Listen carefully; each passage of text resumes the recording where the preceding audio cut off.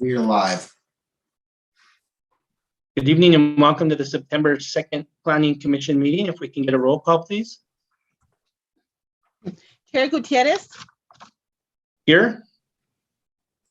Vice Chair Hogan, Here. Secretary Clow, Here. Commissioner Faulkner, Here. Commissioner Lawrence, Here. Commissioner Garcia, Here. Commissioner Setenia. Is he going to be absent? Does anybody know? Or Chair, I have not received anything from Commissioner Setenia. He might just be running a few minutes late. Yeah. Thank you, Mr. Chair. Go ahead. You do have a quorum. Thank you, Ms. Byers, and we'll pay attention for when Commissioner Setenia joins us. Secretary Clow, if you'd lead us in the Pledge of Allegiance. I pledge allegiance to the flag of the United States of America and to the republic for which it stands, one nation, under God, indivisible, with liberty and justice for all.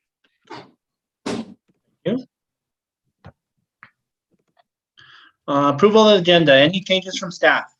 Yes, Mr. Chair, Commissioners, there is a minor typo and a change. So items 7, 8, and 9 under new business, which are the cases related to 123 and 135 Grant Avenue. They are actually being postponed until the November meeting, which I believe is going to be November 4th. So I just wanted to go ahead and make that change. Thank you. Any changes from the commission? Seeing none, if I can have a motion Commissioner Faulkner to approve as amended. as amended. Commissioner Clow seconds. Thank you. We can have a roll call, please. Commissioner Clow, Yes. Commissioner Faulkner, Yes. Commissioner Garcia, Yes. Commissioner Lawrence. Yes. Mr. Chair, the motion has been approved. Thank you. And Mr. Chair, just yes. Wanted to note that Commissioner Setenia is in attendance now. And so I just wanted to go ahead and make that. Okay. Commissioner Setenia on the agenda. I can't hear you. Okay, thank you. The motion has been approved.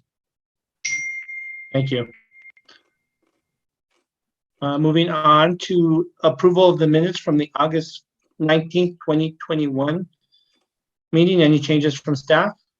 Thank you, Chair and Commissioners. No changes from staff. Thank you. Any changes from the commission? Commissioner Faulkner to approve. Commissioner Clow. Commissioner Hogan seconds.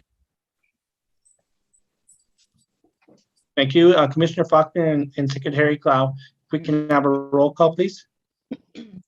Commissioner Clow, Yes. Commissioner Faulkner, Yes. Commissioner Garcia, Yes. Commissioner Lawrence, Yes. Commissioner Setenia. Yes. Thank you. The motion has been approved. Okay, Mr. thank you. Chairman, I don't know if I'm being registered there, but I haven't been able to vote on either of the last two motions. Oh, I apologize for that. I think because last time you were the chair at this point and I didn't have your name down. I'm sorry. Okay. Mr. Chair, should I take his vote for those just to acknowledge Yes, for the please. record? Yes, please. Vice Chair Hogan on the agenda, how do you vote? Yes. Thank you. And on the minutes? Yes. Thank you, Mr. Chair. Both of those motions have been approved. Thank you. And thank you, Vice Chair Hogan, for letting us know. Moving on to old business. We have consideration of Bill 2021 dash. So Commissioner Faulkner, are you gonna Yeah, I mean, present to us? I can just go over kind of a recap of what happened since the last meeting. And then I think Noah or one of the attorneys could go into the specifics better than I could. Okay, should we have staff go first?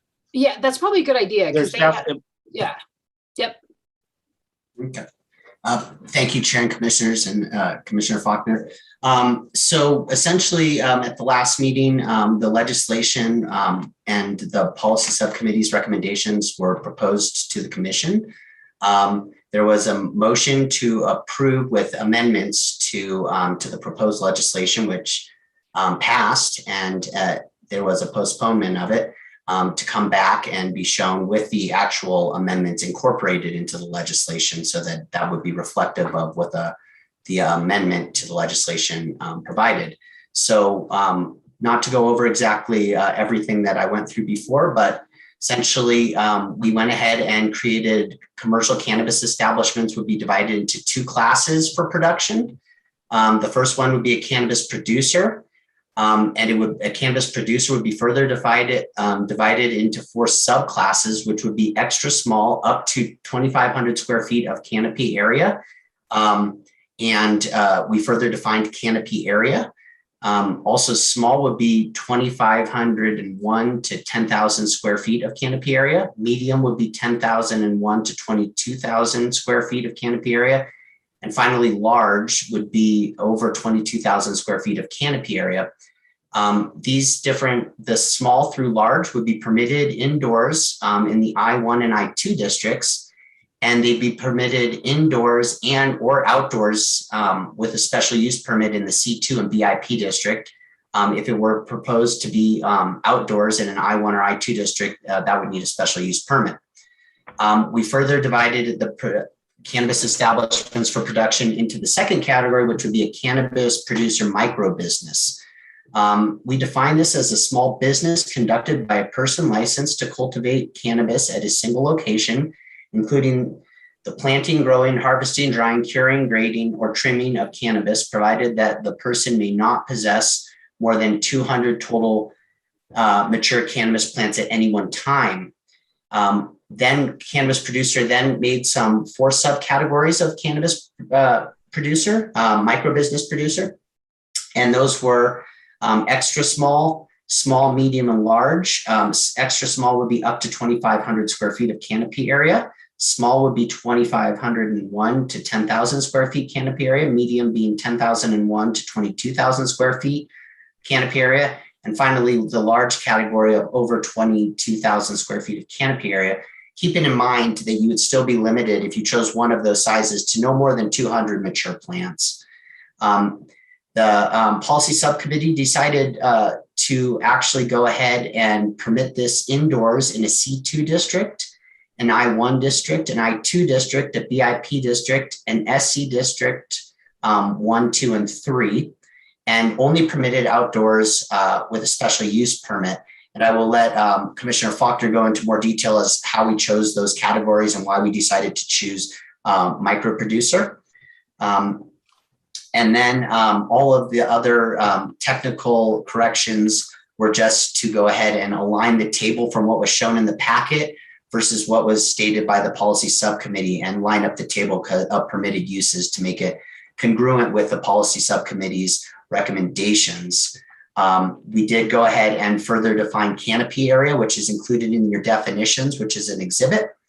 And we integrated all references to micro business producers into the definition section. And staff still recommends approval.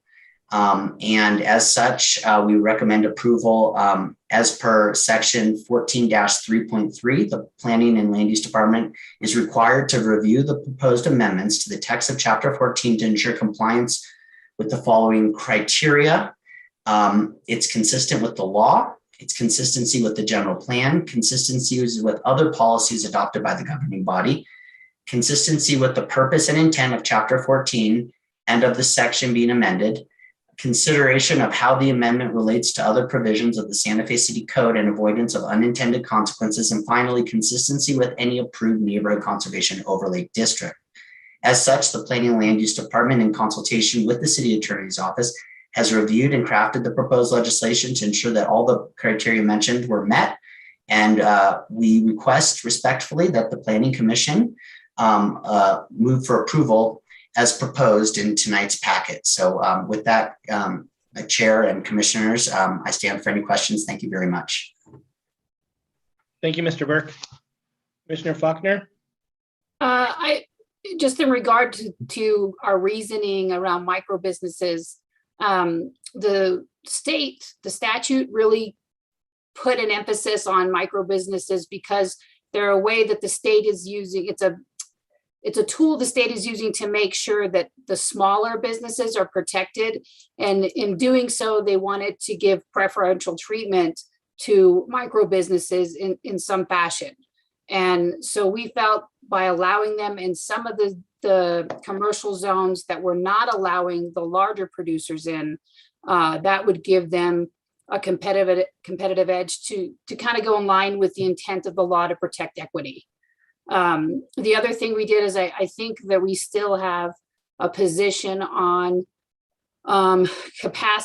density at 400 feet, property line to property line. That's the other thing we wanted to make sure stayed in the legislation as it moved through the Planning Commission, or at least was stayed part of our recommendations to the Planning Commission.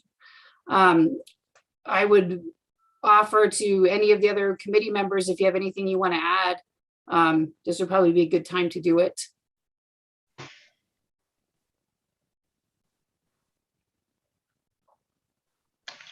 Thank you, Commissioner Faulkner. Vice Chair Hogan, you have your hand up. You have the floor. Thank you, Mr. Chairman. At the last meeting, I discussed the possibility of considering going from premises rather than property line. I think that's still a good idea, given the variation in property size for, as when we looked at the mapping as presented by Mr. Burke, things like the Santa Fe Place Mall, they have a much larger reach than what would be the case if it was done by premises. So I just wanted to have some discussion on that to see whether or not there were other commissioners that were in agreement with that.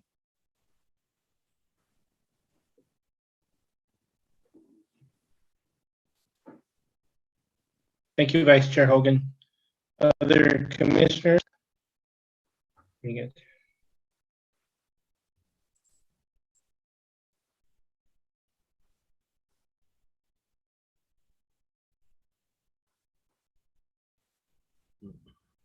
Okay, Secretary Clow.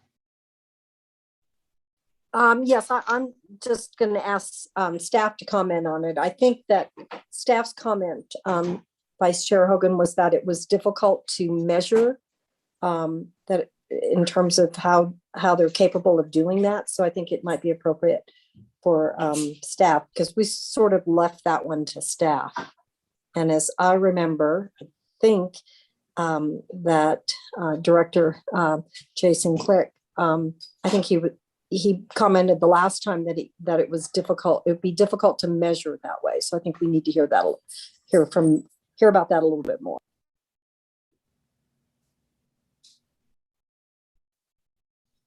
Chair, I'm happy to speak to that. Thank you, Commissioner Clow, for bringing that up. So it was very difficult for staff to find all address points because we don't have, like for the mall, for example, we don't have an outline of each business and kind of its floor plan within the mall.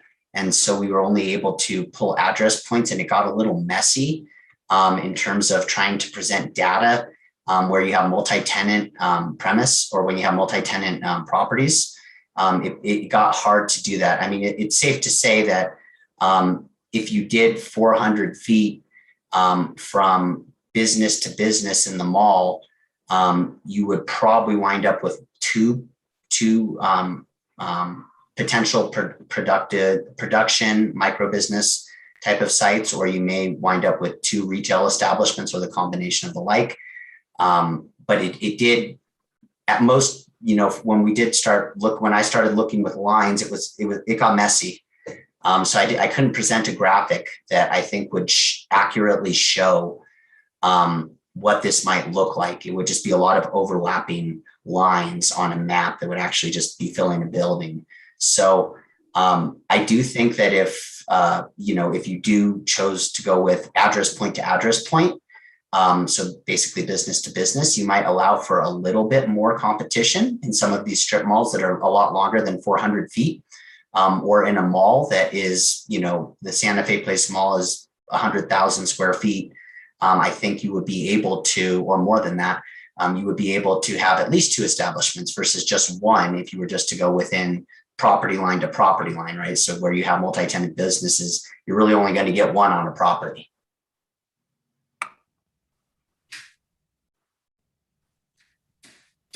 Mr. Chairman, if I might, Noah, when somebody's making application, their application is premise specific, right? It is not, wouldn't apply to the mall necessarily. It would apply to a specific address in the mall. And while right now I understand that the GIS data that we have available is not set up to show that, but when somebody actually makes application, they would be required to provide the location of their premises. Is that right? That is correct. If they were to make application, they would be required to show application of that.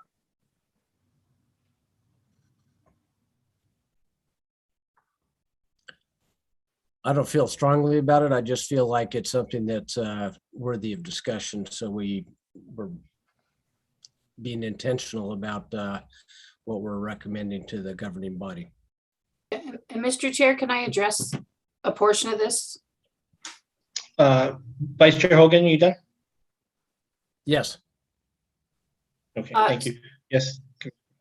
Or Faulkner, I'm sorry. So part of the thinking also is that we still have consumption to contend with. And we don't know yet if we're going to have 400 feet between consumption and retail or consumption and production. And so consumption may have to only be 400 feet from other consumption sites. That part of the policy isn't clear yet because we don't know what the state's doing. We've decided to set consumption off until we're clear on where the state's coming from. So our consideration was it's possible that we will have consumption and retail in the same locations. That is a possibility. I don't know how likely, but I think we wanted to make sure that there was a distance that just gave us some wiggle room if consumption was going to be handled differently than retail. Like if consumption and retail can be in the same at the same address or within the same 400 square feet, we wanted to give room for that as well, not being certain what the state's going to do with consumption or even what we're going to recommend for consumption. So we're trying to kind of not outpace ourselves on some of this decision making. And this has to go through city council, and I am sure these recommendations, whatever comes out of the planning commission, is going to be tweaked and amended and all kinds of stuff as the process goes forward. So we just wanted to kind of send a message that it was our recommendation that we do not allow too many in an area. And we thought 400 feet was a good compromise because some of the members would have had it, 600 to 1,000 feet between locations, and others would have it at 200 feet between locations. So 400 felt like it kind of was a reasonable compromise. Thank you, Commissioner Faulkner. Director Klug? Thank you, Mr. Chair. I'd just like to address Commissioner Hogan's concern. So I feel like it's completely reasonable that we should have different options for the different challenges that we're going to have with the address points. I think in many instances, it makes sense to use the property line, but it may not in others. And I'm not sure how to balance that, but just physically, we could definitely measure from premise to premise, with a measuring wheel. It would just, we would definitely, be a little bit more staff capacity to do that because using GIS with a property line is pretty straightforward. It would take, 5 or 10 minutes to assess that.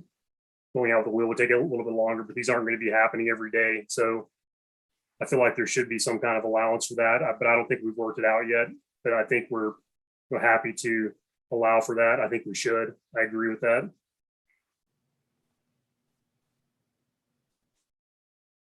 Thank you, Mr. Chairman. I think I just really wanted to make sure that that issue was on the record and that the governing body would be considering those facts when they're ultimately passing this or not. Thank you, Vice Chair. Commissioner Garcia. Thank you, Mr. Chair. Commissioners, I think maybe just possibly thinking of adding in there something to the idea of if two establishments are to preside in the same building, then it would be handled a different way in terms of measurement from premises to premises rather than the property line. I don't know, that's just maybe a recommendation.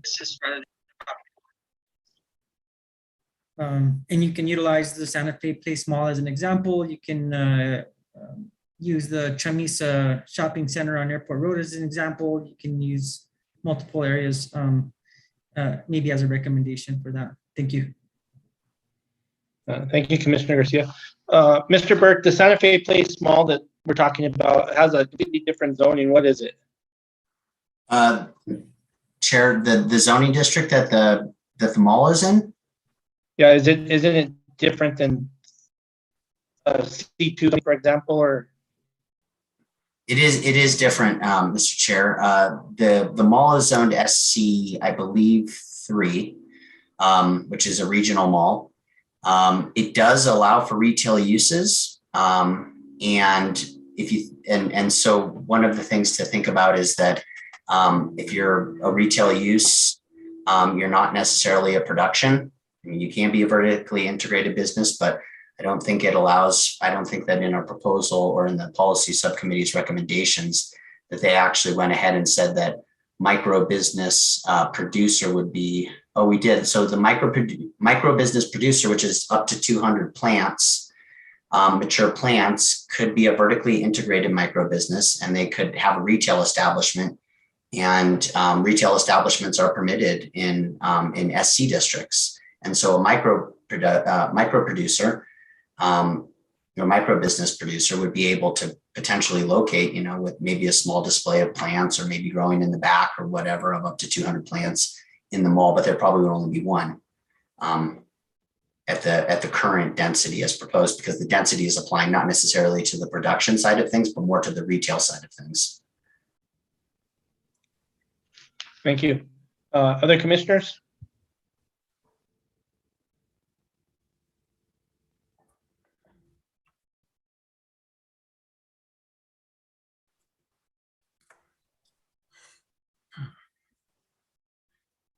No hands up. If somebody wants to make a motion, I'll take it.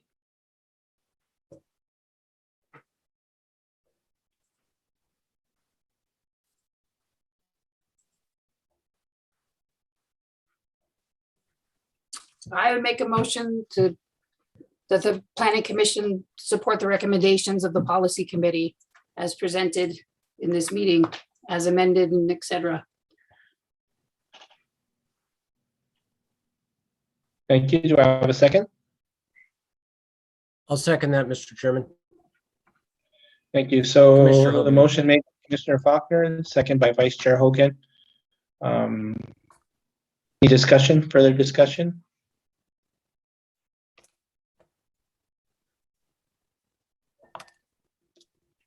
Mr. Burke?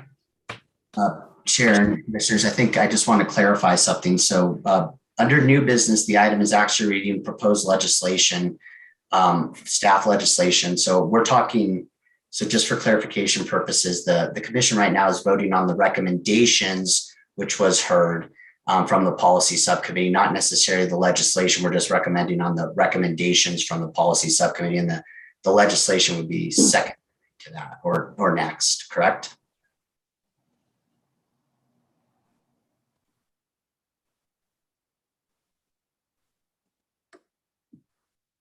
Secretary Clow? I think the legislation contains our recommendation, so I think we can just vote on the legislation or the ordinance. But the question I have is, are we changing the language, making it from business to business as opposed to property line? We did make a motion about that. So, I mean, I guess I need a clarification. I believe that we should just be voting on the recommendation on the ordinance to city council. And then my question is, what are we doing with the 400-foot density? So property line or premise to premise or business to business? Thank you. Commissioner Faulkner, you made the motion. Oh, Clarify that. I did not entertain, there wasn't a motion made to entertain the business to business. If someone wants to make that motion so we can entertain that in a vote, then I'll withdraw my motion until that discussion happens. Vice Chair Hogan, you were the second. Go ahead.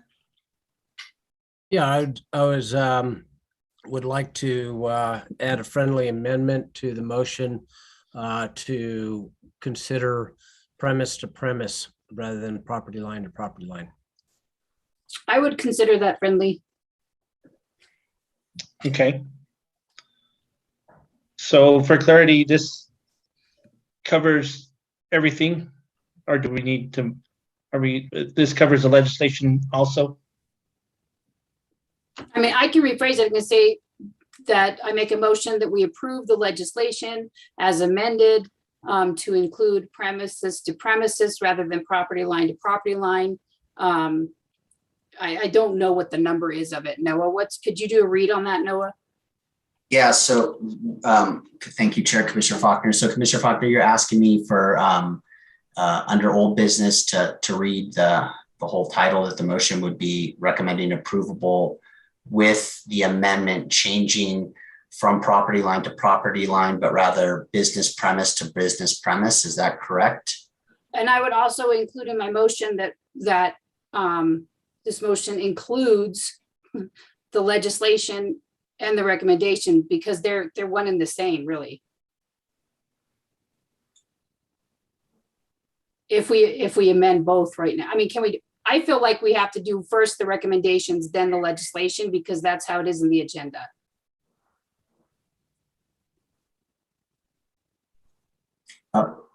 Chair, Commissioners, Commissioner Faulkner, I might just to simplify things, I think that the packet itself that has the title number 1 under old business, I think if you just recommend approval with that, with the changes as proposed, I think that would encompass the recommendations and encompass the changes, and we can make those legislative changes to premise to business premise. Okay. I so motion then. Okay. Vice Chair Hogan, you're nodding yes, you're good? Yeah. Yes, I'll, stick with my second on that. Okay.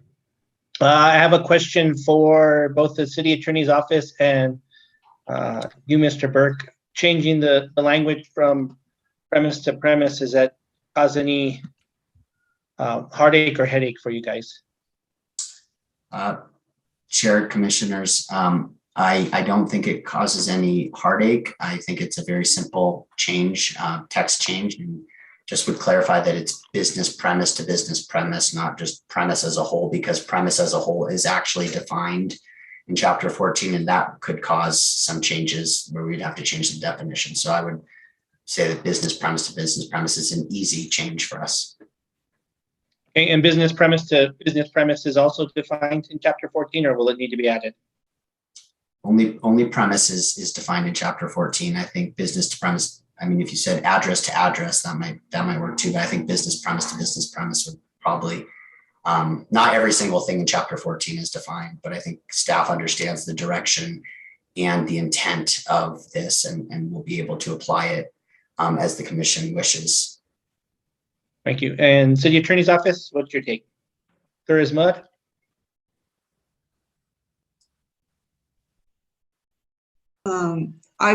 I think that makes sense on our end. Ms. Salazar, do you have anything to add since you were more in depth on this? Chair, no, I do not. My only question, and this is just for staff, because, when you permit, do you define the premise as as a square footage amount? Then It's the- if I may, it's based on the gross floor area. So it does include the exterior perimeter of the building in principle. In fact, I apologize. I think it's the interior. It's the total gross area of the building on the interior of the exterior walls is how it's specifically defined in the code. So for example, I think we may need more clarification because, for example, if you have two buildings back to back in a block, where is the measurement taken from? For example, downtown. I think we need more specifics on how the premises to premises would be measured. Chair, currently my recommendation would be to make sure that it says business premise. And we could work on whether we need to define that or not, but my thought is that potentially we don't, because I think by defining it business premise, we're really talking about the square footage of the actual business wherever it's located. I do understand Interim Director Kluk's comments, but when I think of like the Santa Fe Place Mall and those interior shops, that business is just located within their internal walls. And so I think Mr. Burke's change to business premise helps to define that further. So I think that would be fine. Thank you, Ms. Salazar. Commissioner Garcia. Thank you, Mr. Chair. I guess to get a little bit more clarification, I mean, this seems to get a little messy because now it's not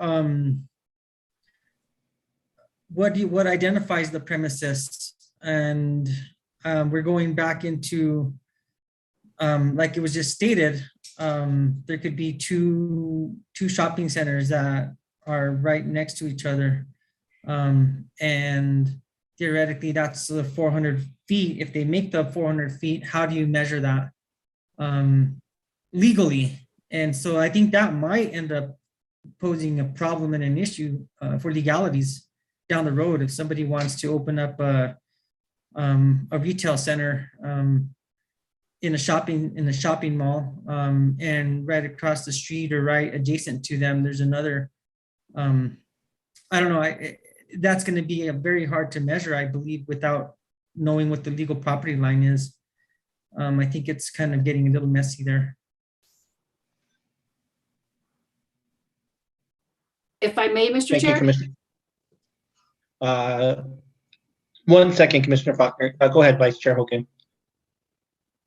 Well, I thought thank you, Mr. Chairman. I thought the aspect of what the permitted premises is relevant because that is the business premise. If you're submitting a building permit for, let's say, the tenant improvement, it is for the specific area defined by that tenant leasehold.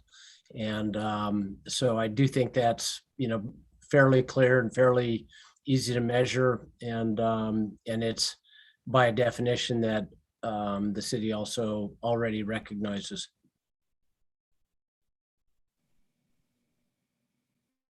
Thank you, Vice Chair Hogan. Commissioner Faulkner.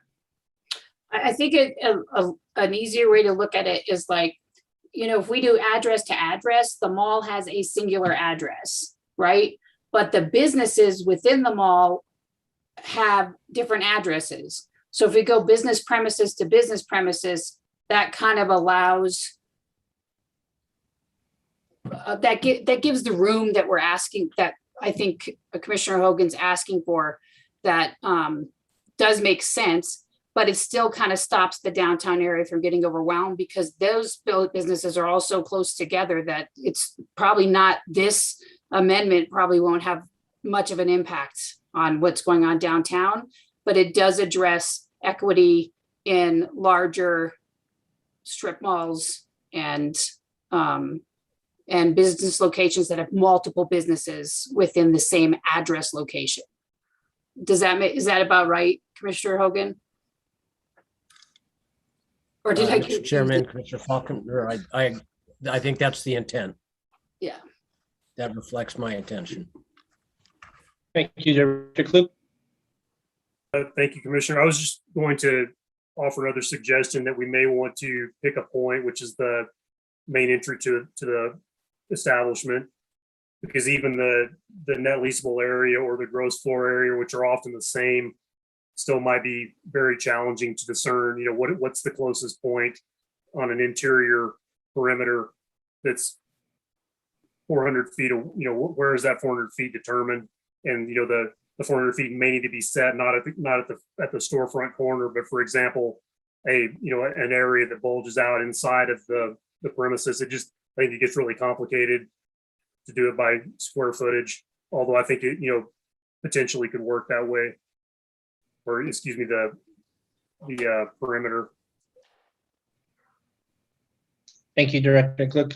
Mr. Burke. Thank you, Chair. I was just informed by somebody who works with the mall quite closely that they actually don't even have their own addresses or receive their mail there. So I think it makes the most sense to say business premise to business premise. I think that just really, I think it's very clear to staff how to apply that. And so I would recommend that for rather than address point to address point, because there may not be an address point for some reason at some of these businesses, like the case at the mall. And by the mall, I'm talking about Santa Fe Place Mall. It does make sense, business premise to business premise. Thank you, Mr. Burke. Commissioner Faulkner. Yeah, I was just going to follow in line with interim director Klug and say, you can either say business premise, like center point of the business premise, or the entryway of the business premise, because we need to know how we're going to measure, like what's the starting point to measure from one business premise to the other. You see what I'm saying? Like, is it the center of the business premise? Is it the entryway? Is it the, east corner? We have to know how we're going to measure this 400 feet, like from what part of that business premise to what part of the other business premise will the 400 feet be measured? Entryway to entryway is pretty simple, I would think. Thank you. Before I get to you, Vice Chair Hogan, any commissioners that haven't spoken on this want to add anything?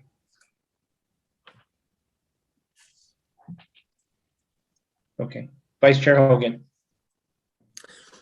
I think combining the two is fairly simple, or you just say the front door of the business premise to front door of business premise.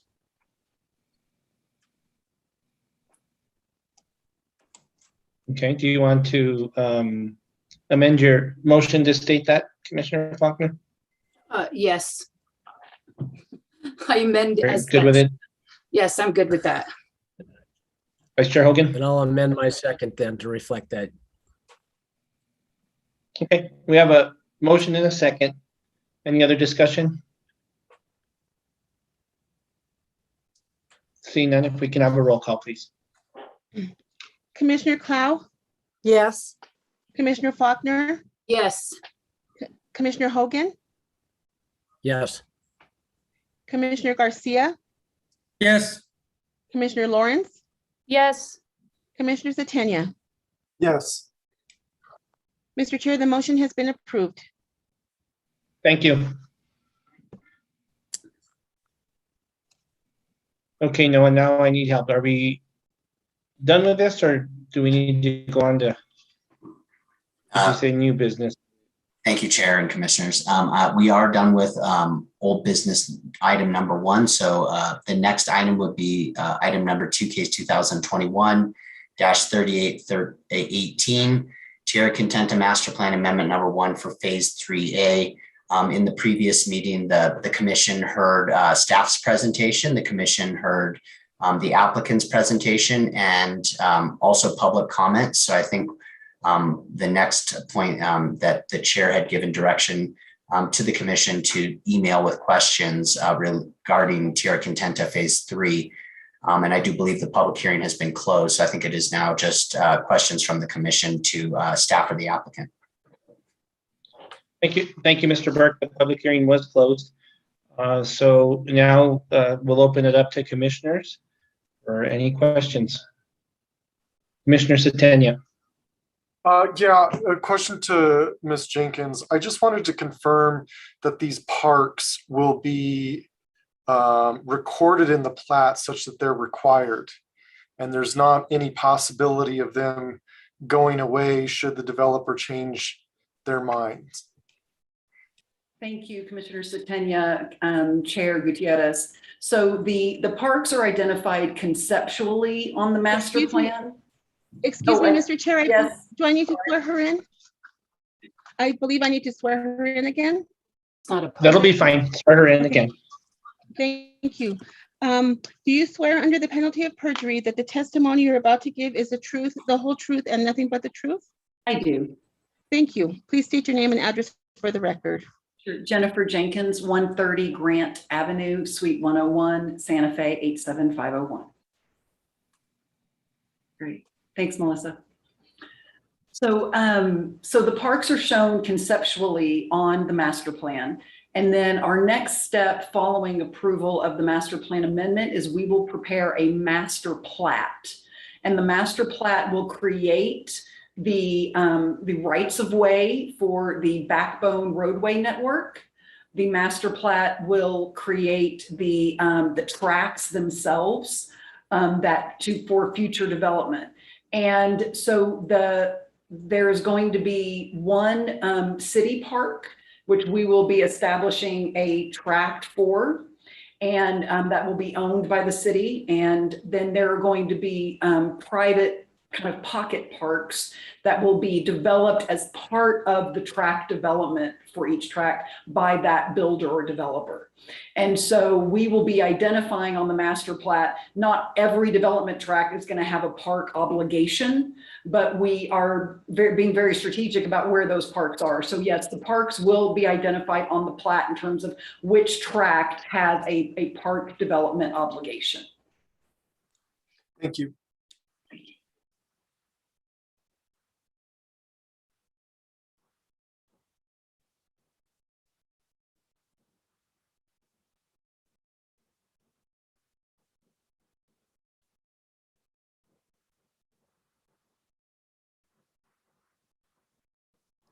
Chair, I believe you're muted.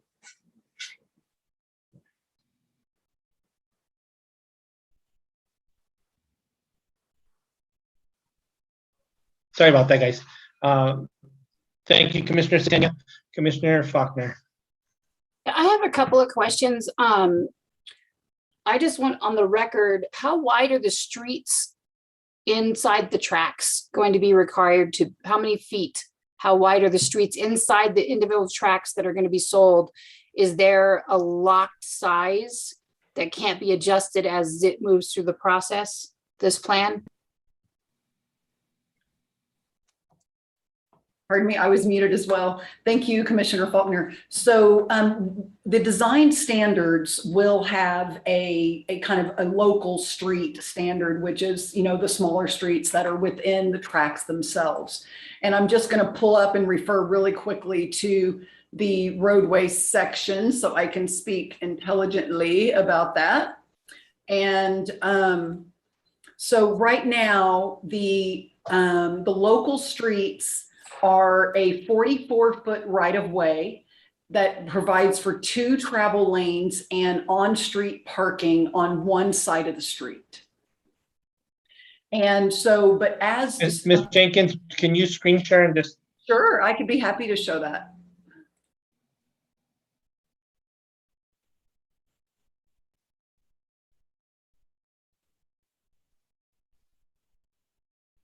So this is the proposed section for the local streets. And so we have 2 10-foot travel lanes, so 20 feet for travel lanes, which is very typical and generous. And then we're showing 1 lane of on-street parking. Now, depending on the nature of a particular development with respect to how many driveways enter the street, for example, if it's an alley loaded product, there's great opportunity for lots of on-street parking. But if it's more of a traditional front-loaded product with garages facing the street, On street, our goal is, as we shared last time, is to create as many guest parking opportunities as we can. So we are mandating on-street parking in the individual tracks. If there's a situation due to driveway spacing where that doesn't work very well, then as an alternative means of compliance, the developer can present opportunities for guest parking areas that would be maintained by the homeowners association if it doesn't work to necessarily accommodate on-street parking due to, lot dimensions and driveway placement. But so the design standards will allow for a developer to come in with an alternative to this particular section. But the street width and street parking is going to be. Yeah, so we have the on-street parking is 7 feet wide, and then the travel lanes are each 10 feet. So that's a total of 27 feet. And that's within the individual tracks. That's not just That's the main. correct. This is the thoroughfare. smallest street section standard that we have.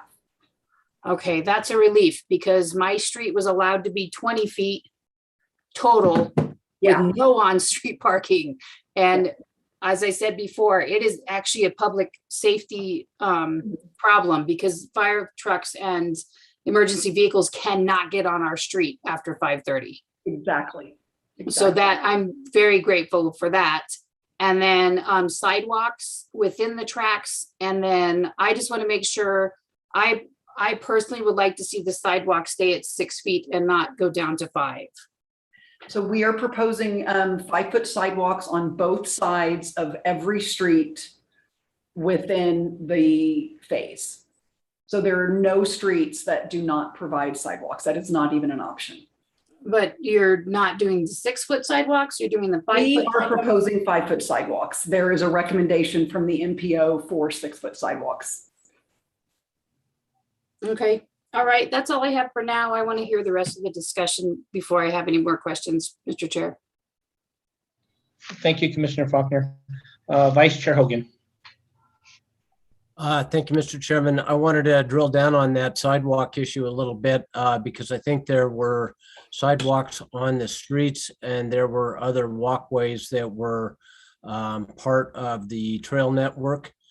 And I feel strongly that the sidewalks that are part of this trail network should be minimum 6 feet. And, I think those are quality of life issues that should not be compromised because it's a more affordable project. These are quality of life things. We want the neighborhoods to be positively influenced by that. And there's a functional reason as the MPO is presented on why the 6-foot sidewalk is preferable. So I just wanted to be clear that my preference is to have 6-foot sidewalks, at least on the trail connections.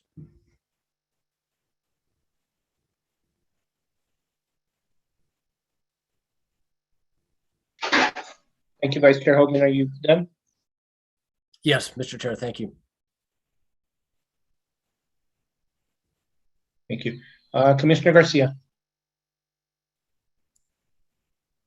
Thank you, Mr. Chair, Commissioners. I think this question might be for Ms. Jenkins. How was what does the agreement look like on the road that's connecting towards the area there behind, I think Walmart or Capitol High School? I believe that property was the School for the Deaf or is owned by the School for the Deaf. Is that correct?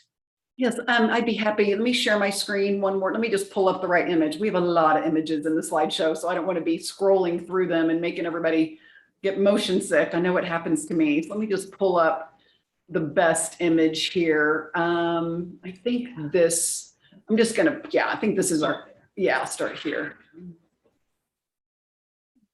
Okay.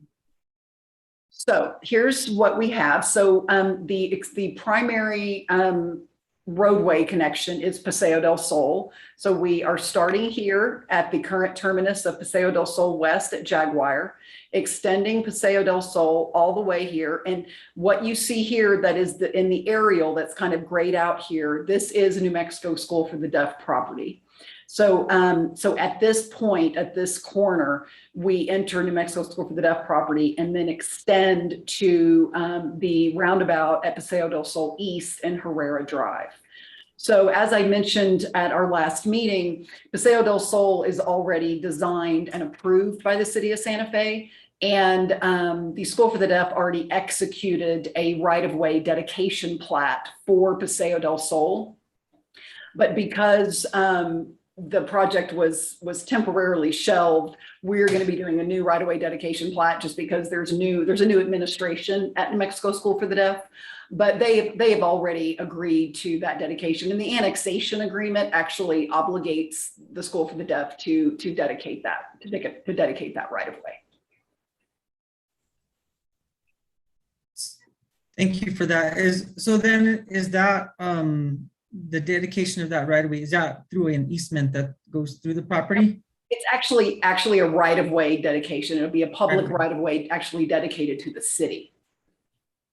So then could there be any possible change of mind? I don't know that that's, you know, if it's in an agreement. We are in regular communication with the school, and they are very aware of the amendment that we're bringing forward, and they're aware that we're moving forward with Paseo del Sol. And so we have no reason to believe that we have no concerns about that. Like I said, they've already executed a dedication plat, you know, at one time. So we are, and again, there is some clear language in the annexation agreement that obligates the School for the Deaf to cooperate with rights of way dedications as may be required for the infrastructure for Tierra Contenta.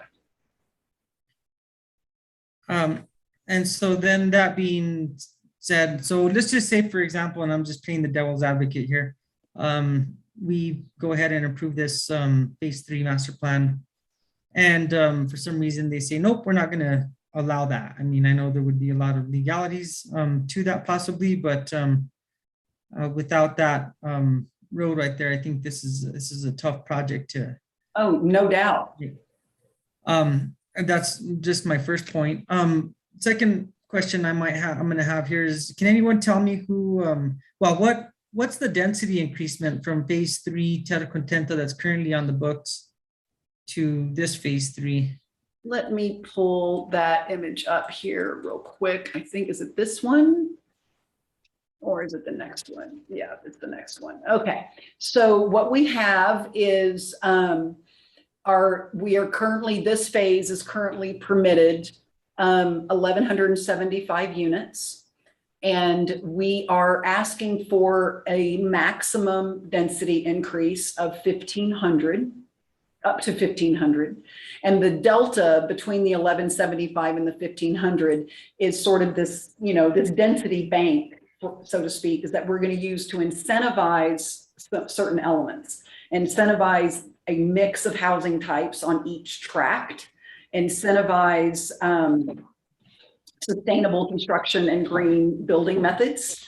And so, because if we're really, you know, with this concept of the mixed residential, where we really hope and want to encourage not just one housing type on these tracts, we really want to mix it up. Having access to additional density makes that more feasible for builders to accomplish that. So that was the purpose of our request to have a 1,500 unit ceiling. And so basically if we achieve 1,500 units, which we don't know if we're going to achieve, but if we actually achieve that number, we will go from an average density of about 5.4 dwellings per acre up to about 6.9 dwellings per acre.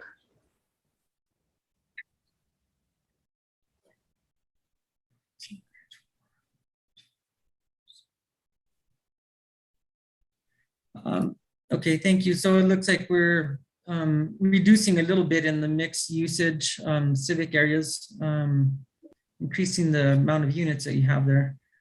I don't know if this question is for Ms. Jenkins or for maybe Mr. Escobar, but was there an impact study done or some kind of a study done on the increase in services that are going to be needed with this amount of density and this amount of, increase to our city? I mean, in terms of public safety, one, and other things such as water. Mr. Chair?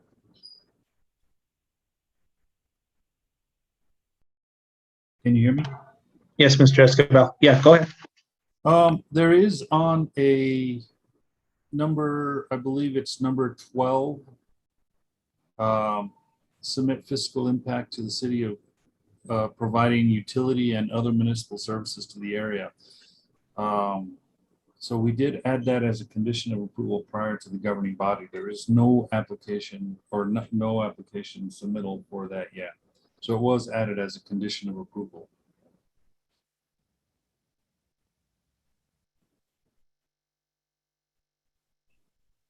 So I guess then the answer to my question was that there has not been a study.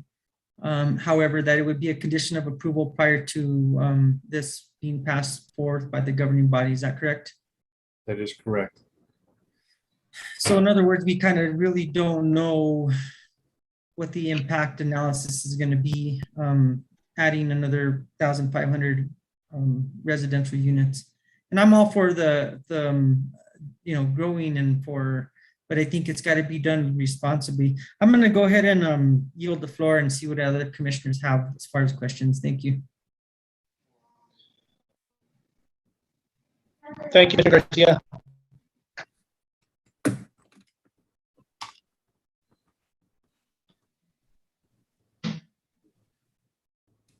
Commissioner Tenya. Yeah, I would like to make a motion unless somebody else has anything else to say. We have Commissioner Faulkner's hands up, and I have some questions. So just if you'll hang tight for a bit, Commissioner Faulkner. Yeah, I'd like to dig in a little more on Commissioner Garcia's question. I have a question for staff. One of the problems we have in the area is infrastructure. Like Swan Park still does not have water in the drinking fountains. Don't know why. And there's a lot of amenity kind of and infrastructure issues in this area. So there is concern that, are we just adding more complexity and difficulty to an already taxed area and underserved area? But I do know in doing research on infrastructure and amenities, there are population thresholds that then trigger almost a requirement for infrastructure that might have not been required before because the population didn't warrant the need for that infrastructure, even though the population feels like we need it. I know like with grocery stores, they're not going to put any place in unless the population is this amount for this many square miles. Is that true for infrastructure like streets and water and parks and that you have to reach there's a benefit to reaching a certain threshold?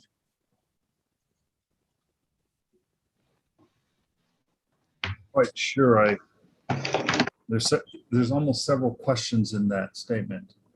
Let's see, the first one was the infrastructure has not quite met the need for the park. Water is not to the... Dan, that was just an example. We don't have to Oh, I go see. down that rabbit hole. Okay. I'll save us all time on that one. It was just an example of how we are lacking. We have some 20,000 people or something, and we still don't have a lot of services. We don't have a lot of amenities. And so I'm kind of piggybacking on Commissioner Garcia's question, which is adding this much of population going to improve the circumstance or make it worse? And there's some who would argue that in community engineering and like community design and community building, you want to hit a certain threshold because that triggers a mechanism in planning that will up the need for infrastructure to be resolved. And so my question is this development going to push us more towards getting the infrastructure we need? Or is it just going to complicate an already complicated situation? Mr. Chair, members of the commission, Commissioner Pilar Partner. As you know, the city it doesn't really build anything. What we do, the city is developer driven. So everything that we get is developer driven. All the infrastructure we get is based on the developer's improvements. At every step of the way, when an application comes in, there are always engineering requirements that are submitted in order to address those impacts to a given area.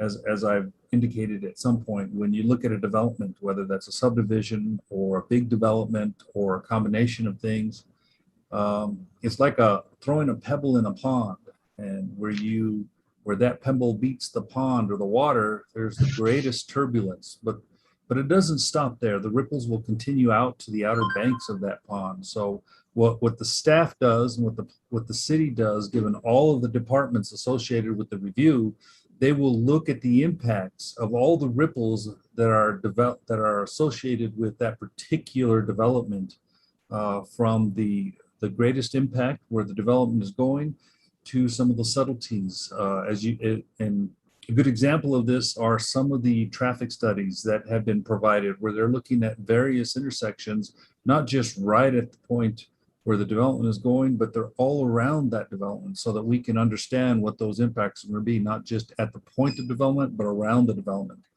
So to understand what those impacts may be in order to help the city grow, the impact analysis that we're looking at addresses many of those concerns, including what can happen with fire, what can happen with police. It helps us understand how the city ourselves needs to expand those areas in order to continue those services as the city grows out. I hope that answers your question. That does. Thank you so much. And then the other question that really was helpful, Dan. That actually explains a lot for me personally. But so the other question I had was for, I don't know who can answer this, but is there any, when you sell a tract of land for Tierra Contenta, I think I touched on this last time, the money goes back to the city of Santa Fe into the affordable housing and economic development, kind of their piles of money.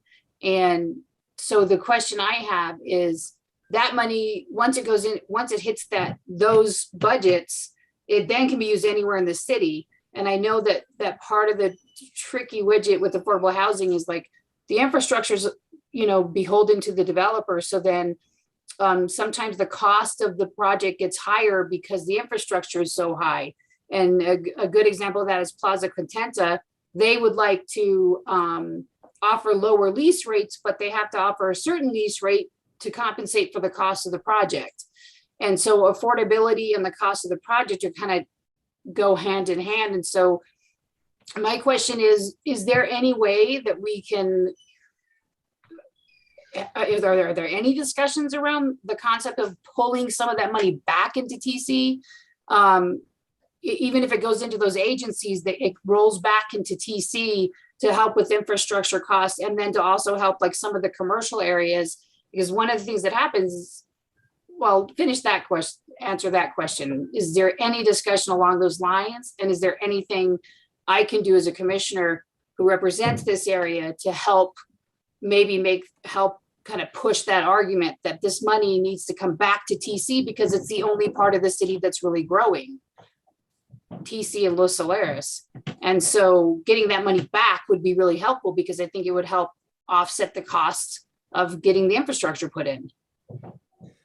Mr. Chair, members of the commission, Commissioner Faulkner, that's a very good question. It's a very hard answer, because we don't know what the pro forma is. We don't know what the cost is. We don't know a lot of those factors that TC is going to have to put into, or that the new developers are going to put into per lot. So those are unknown values that the city doesn't have, because the developer holds those and they're not required to give them to us. Now, at some point in time, there are some payments that the developer will provide to the city for for the land itself. And I believe Daniel said at the last meeting, the balance of that money was about $2 million. So whether or not that $2 million is going to be, can be negotiated back into the city, I think are going to have some more discussions with probably the governing body, probably the land use director, and other departments. But I don't think that is something that can be dealt with at this stage by this commission. Okay, all right, thank you, Dan, so much. And I also would Thank just you. like to note one last thing. As a commission, when this project comes to us again, it will likely have evolved. And when the individual tracks come forward, I have seen in Tierra Contenta and Los Solares, you know, we get this great initial plan and it looks beautiful and there's great graphics and everyone is excited about it and it's just thrilling. But then as the project moves along and costs starts rising or developers with different ideas start buying up tracts of land, we start losing retail centers and community centers for apartment complexes. And then what we have is we just have housing. We don't have community, we don't have amenities, we forego community altogether and we just go into housing. And it is very problematic and it is not smart planning on anyone's part. And it is mostly driven from what I can assess by developer profit. And they'll make more money off more consistent money off the apartment complexes than they will make off of building community facilities and other amenities. And so I would just like to really urge, you guys know this, this has been my stump speech every time we talk about these big developments, is you cannot just build housing. You have to build community. Otherwise you run into a whole range of social injustice issues and you really create pockets of inequity. And so I would just urge that as we see this, as it comes to us again and again and again through individual developers, or however it comes to us, you're going to continue to hear from me. I will personally fight against allowing any kind of community amenities to be kicked out for the sake of apartments or more housing. We're not in such a housing crisis that we can't afford to consider community as well. So that's all I have, Mr. Chair. Thank you, Commissioner Faulkner. Commissioner Garcia. Thank you, Mr. Chair.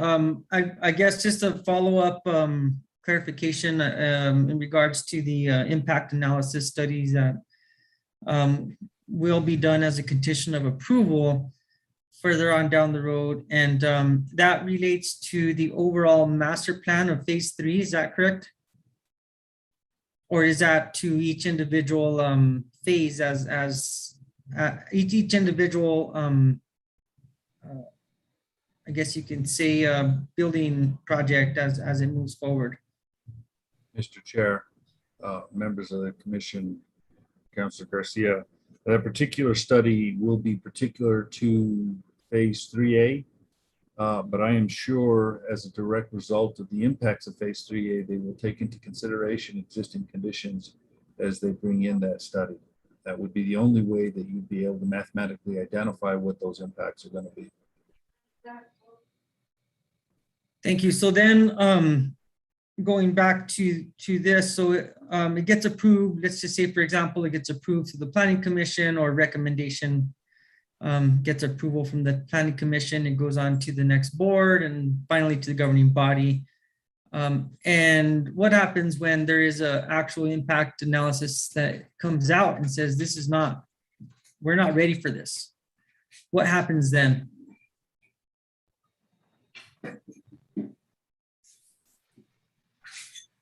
Mr. Chair, members of the commission, Commissioner Garcia, that's a good question, and the city will have to address those impacts to address the resources that are needed as they continue to approve those projects. If it's a utility issue or water issue and water rights are needed, the applicant or the developer will have to address those concerns for the development. But in terms of growing city personnel, city equipment, the analysis will help us identify how the city needs to grow to continue its service to that area. Thank you. Again, I'm just trying to look a little bit further down the road, and I mean, build, and that's, you know, what we have been doing. And yet, when it comes down, we have to deal with the consequences 10 years from now. And it's like, what did we do?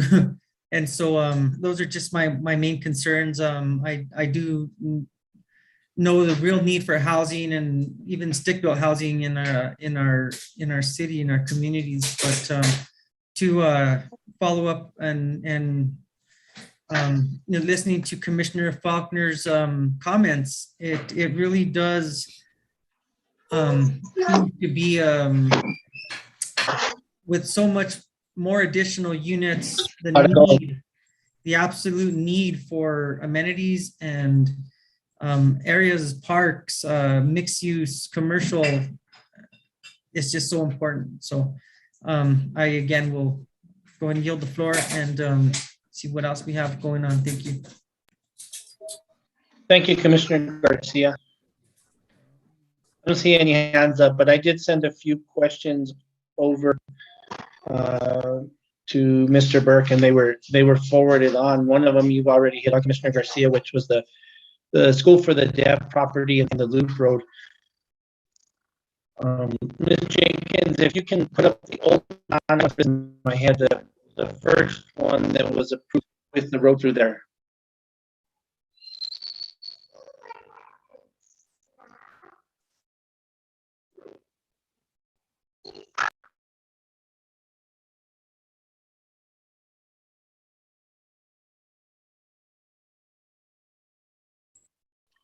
Okay, so this is the master plan. Okay, so this is the latest one. This is the one that was updated for this master plan amendment. And so just for clarity, Paseo del Sol up to Herrera was always in that master plan, right? Correct. Yeah, it was always. And that's. Would you like me to pull Okay. up the original master plan, Chair? If you would, please, the original master plan, yes. I'd be happy to. There it is. So we've outlined phase 3A here, but you can see Paseo del Sol right here. It's the layout's a little different because obviously the road network as it got developed over here behind the Super Walmart has changed a little bit. But so Paseo del Sol starts at airport, comes all the way down, and then it comes all the way back up and heads back to airport. Okay, and just for clarity, the new master plan, you're saying that the School for the Deaf has to give easement through the gray shaded part to make this loop road connect. So I would like to clarify that, Chair Gutierrez and commissioners. So the annexation agreement specifically references Paseo del Sol because that was always on the original master plan. Okay. As part of this amendment, we are creating this loop road because it just works so much better than the previous design as far as the circulation and access to the development tracks. And so we have been, and I can show you real quick. So this is zooming in. So these are the School for the Deaf tracks. They have 66, 70, 71A, 72, 73, and 74. And so these tracks are per the approved existing master plan. They haven't been created yet, but they're the tracks that are identified on their parcel. So I'm working with the School for the Deaf. They asked us to move the alignment of the loop road. This used to be a little further west, and it kind of cut across track 70. And they asked us actually, and it was actually a really great suggestion. We think it works much better. They asked us to move the loop road so it corresponded with the tract boundary between 70 and 71A. So we did that at their request. So we redesigned it a little bit. So the loop road, actually, the loop just got a little larger. So we moved it over so it corresponds and it provides excellent access and infrastructure utilities for the School for the Deaf tracks. And so they've had an administration change this summer, and we've been in communication with them for months. And so they've made it very clear that they are supportive of the Tierra Contenta project, the master plan, supportive of what is in the city's best interest. And so they are obviously, they are aware of the Paseo del Sol dedication, which they've already done.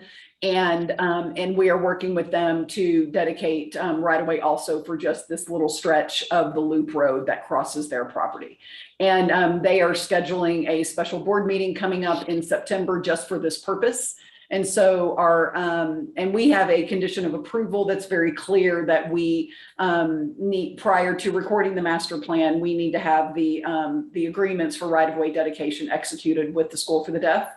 And so we're very aware of that. And so our plan is that this we'll have this papered, if you will, prior to the governing body. Okay, so what I'm hearing is you're master planning on School for the Deaf property, but you're doing it with their authority and they are in agreement with what you're doing.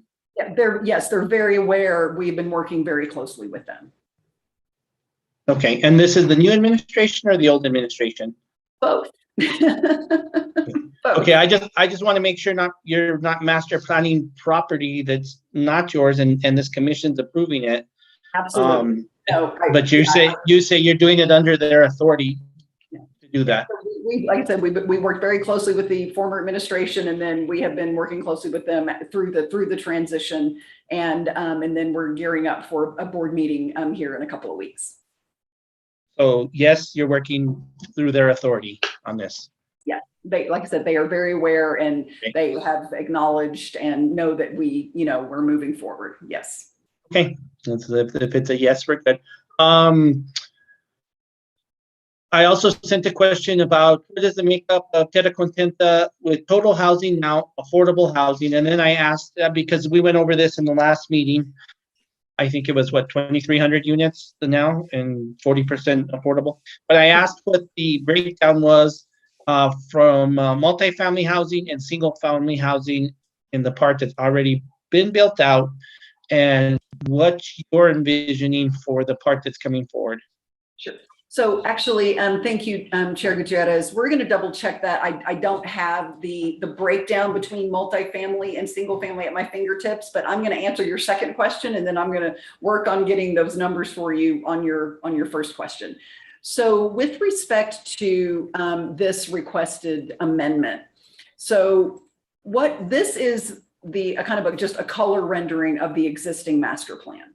And as you can see, certain development tracts are identified for certain types of densities. So for example, these orange tracts, you look up here, 6 to 9 dwellings per acre. So that's, could be townhomes or higher density single family. And so they have a variety of densities. So it's prescribed, right? And so we are, with this amendment and with the encouragement and direction of the city, we're moving away from this type of prescription. And so in lieu of that, as you can see, we have kind of one hatch essentially here. And we're moving into what we call a mixed residential program, where we have a variety of housing types that are permitted, running the gamut from single family detached to apartments. And then in between that kind of missing middle from duplexes, triplexes, small courtyard apartments, and all of those elements that we talked about at the last meeting. So how these tracts develop is yet to be seen. But we did have to make some assumptions right? Based upon the terrain. There's certain terrain that it's not going to support really high densities because it's just because of the, you know, the nature of it. And it's going to support lower density. So what you can see here on the right, and I can I can zoom in on this a little bit. So, so these are, let me zoom in a little more. So these are some of the assumptions that we made. Okay, so we have, obviously we have our school tract, we have our 2 mixed use tracts, which are going to provide for commercial, civic, and potentially some residential space as well. And the rest of the tracts are mixed residential tracts. And so, for example, you can see here track 63 and 64, we're showing potentially 275 units and 225 units. So those tracts, based upon their size and the terrain, could accommodate larger multifamily projects. And then we have some tracts, for example, here we have 69, could be, you know, 85 units, only 5 units per acre. And then, but we get a, and then looking at the mixed use tracts with some potentially some higher density residential could be 12. And then we have a tract here that could be a townhome tract at 7 dwellings per acre. So these were some of the assumptions that were made, you know, that informed the traffic study and some other elements. And so these are the assumptions, but how it shakes out, that's kind of, I think, one of the more exciting and dynamic aspects of this proposal is, you know, it's going to evolve. And again, we are setting this up so we can encourage as much diversity as possible. Okay, I don't think that answered my question, but. My apologies. You know, I can tell you based upon the assumptions here, we might be looking at maybe around, you know, anywhere from 300 to 500 apartment units. And out of the, you know, the 1,175 dwellings that are permitted now. And as far as, you know, little higher densities, more, you know, like townhome type product, we could be looking at another, let me just look here, we could be looking at another 100 to 150 units that would be, you know, more attached housing. And then the balance of the units would be more single family type housing. Okay, so you said 300 to 500 with what you're approved for now at 1175? Mm-hmm. And so you're asking for the 1,500. What do you think the apartment breakdown would be on the 1,500 units? You know, there's no way to know, Chair Gutierrez. It's again, the extra density is going to be utilized very strategically to really implement the vision of this master plan in terms of a diversity of housing types. So we can move away from this tract that has just apartments on it. This tract has just single family houses. This tract has just townhomes. It's really about encouraging that level of diversity. So I think the fact that we don't know right now is really indicative of what we're proposing. Is we're trying to create a framework that allows for infinite flexibility within the context of the design standards. Okay, Commissioner Garcia hit on that study, and it is one of the conditions. Give me your idea of what you would include in this study, or what needs to be included. With respect to the fiscal impact analysis? Yes. So with the fiscal impact analysis, you know, one thing we have to be aware is we have an existing approved master plan where this phase is entitled to 1,175 units. So we're talking about what's the extra anticipated impact. We're talking about the delta between 1,175 and 1,500, which is 325 units.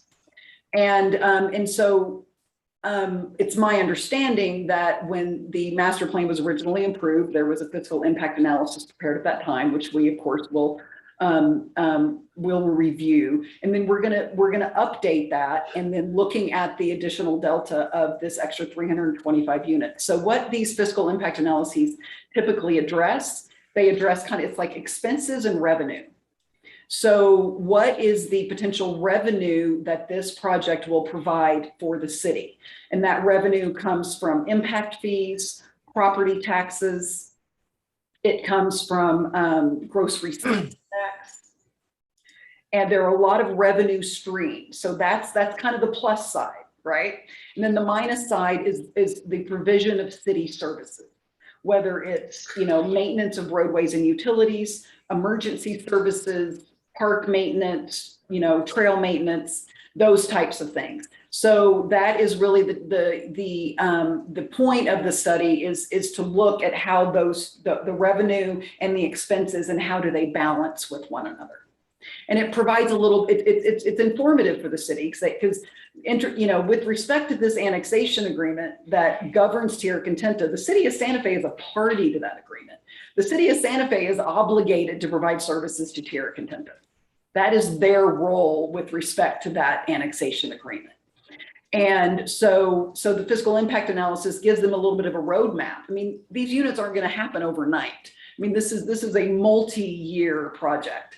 And so it assists them in their own planning, whether it's like, we have these commercial tracks in this phase of Tierra Contenta. We think one of those needs to be a fire station, or one of them needs to be a police substation, or one of them needs to be some other sort of civic use to provide services. So it provides a little bit of a roadmap so they can plan accordingly.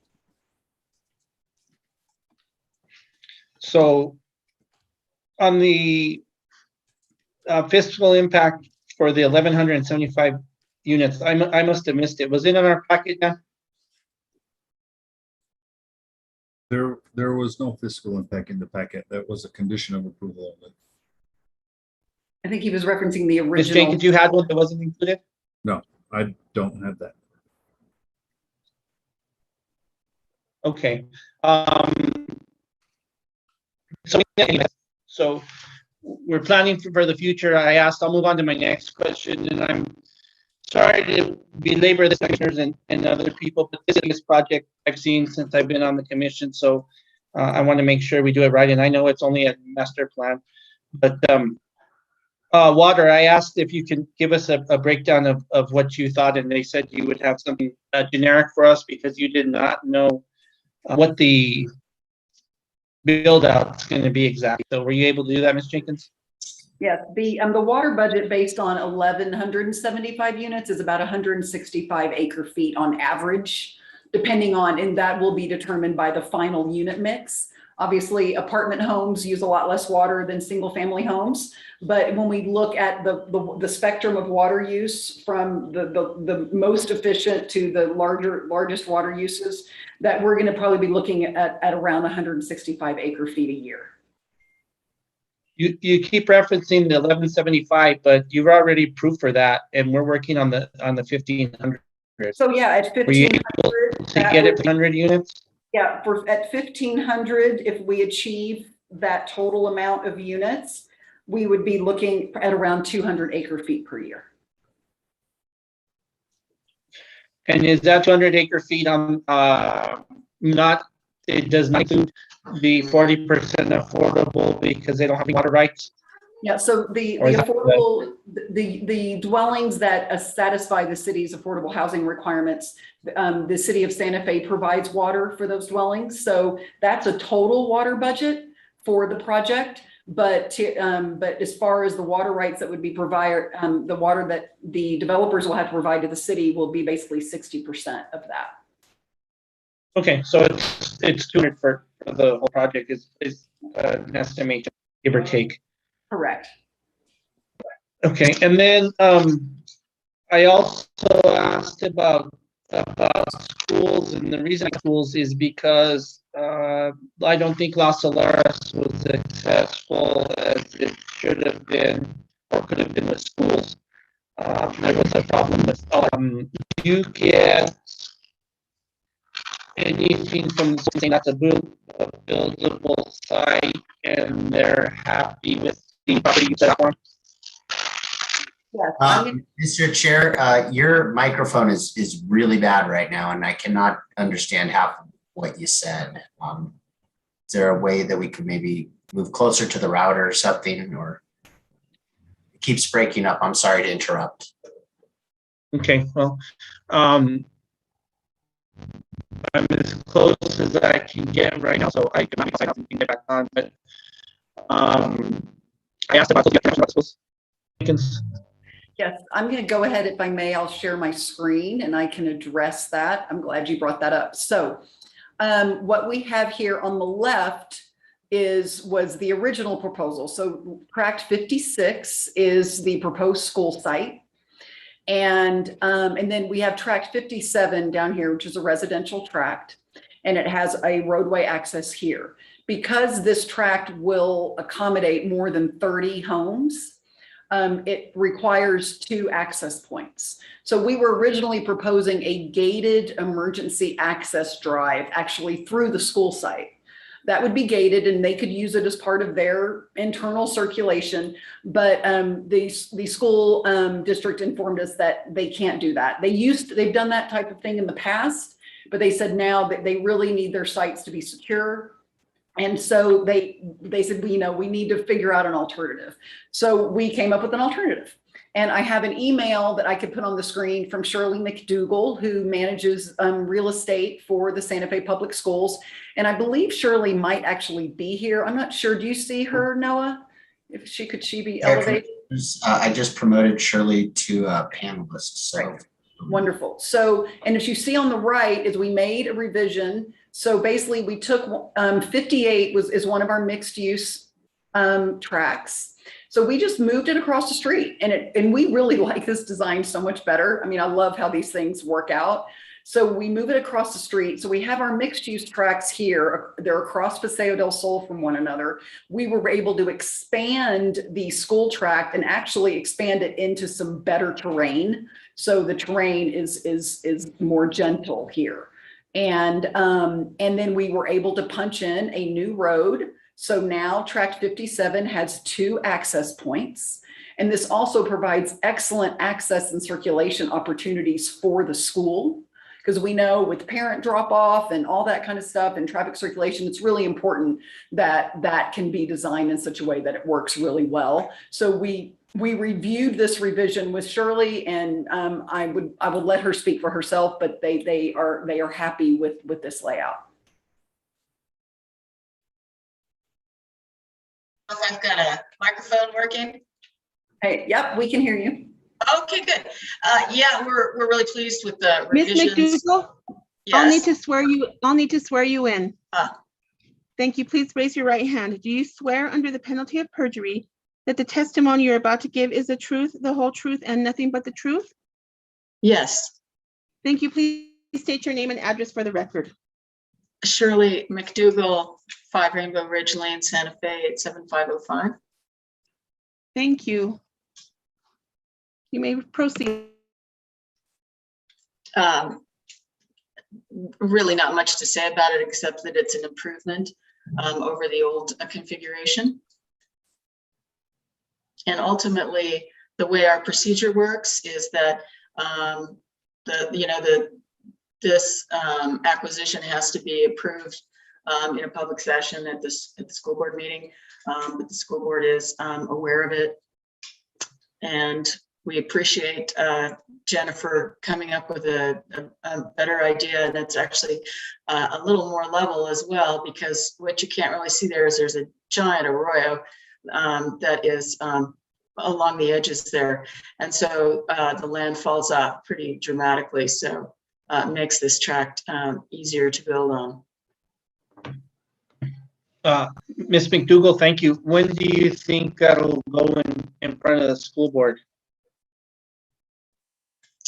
We just have to schedule it.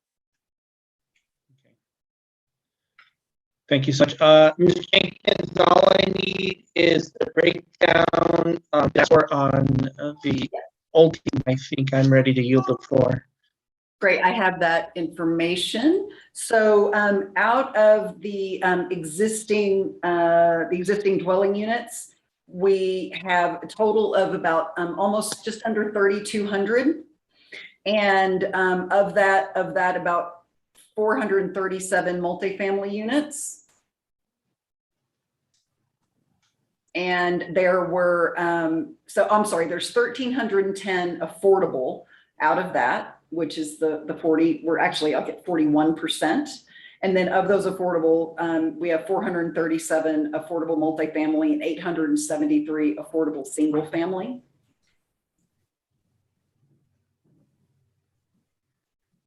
Okay, excuse me, I turned off my camera. Can you guys hear me better now?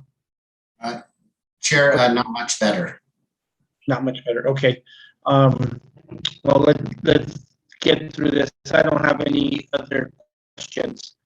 Anything else?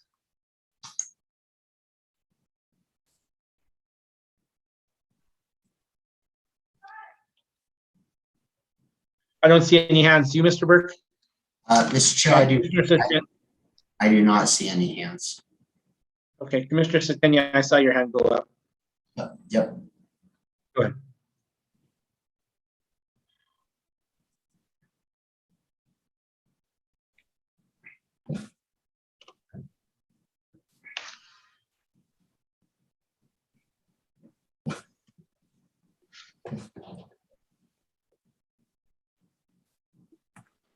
Can everyone hear me?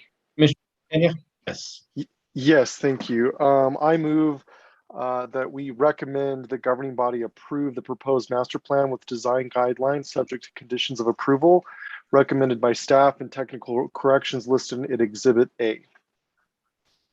Commissioner Klaus seconds.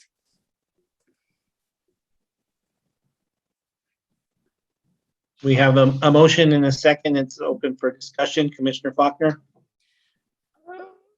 So does that include 6-foot sidewalks? Your Mr. motion? Burke?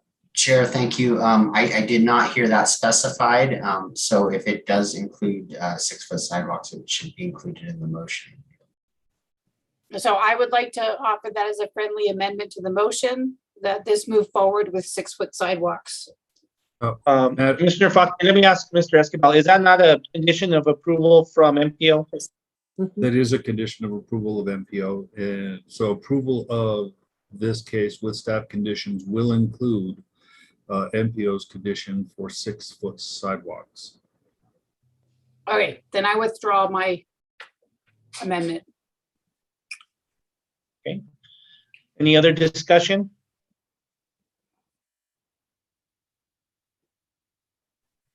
Seeing none, if we can get a roll call vote, please. Commissioner Clow, Yes. Commissioner Faulkner, Yes.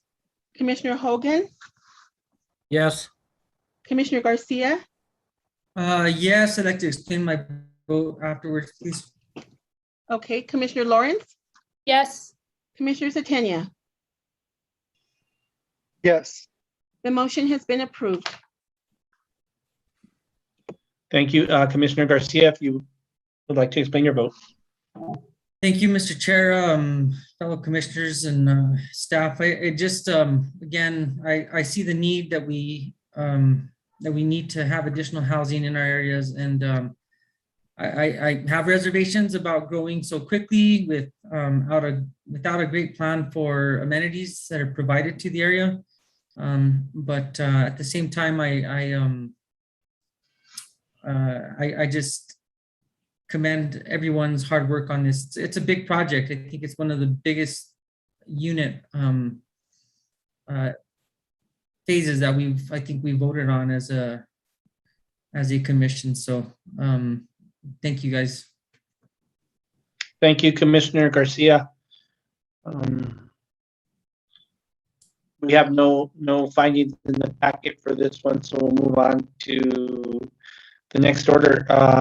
Vice Chair Hogan, if you'll take over and I'll sign off and sign on a different computer. Sure, I'd be happy to, Mr. Chairman. Though I am, let's see if I can get the agenda up. I'm going to ask Noah to read the next item, please. Thank you, Chair and Vice Chair Hogan. Commissioners, so we are on to item G, new business.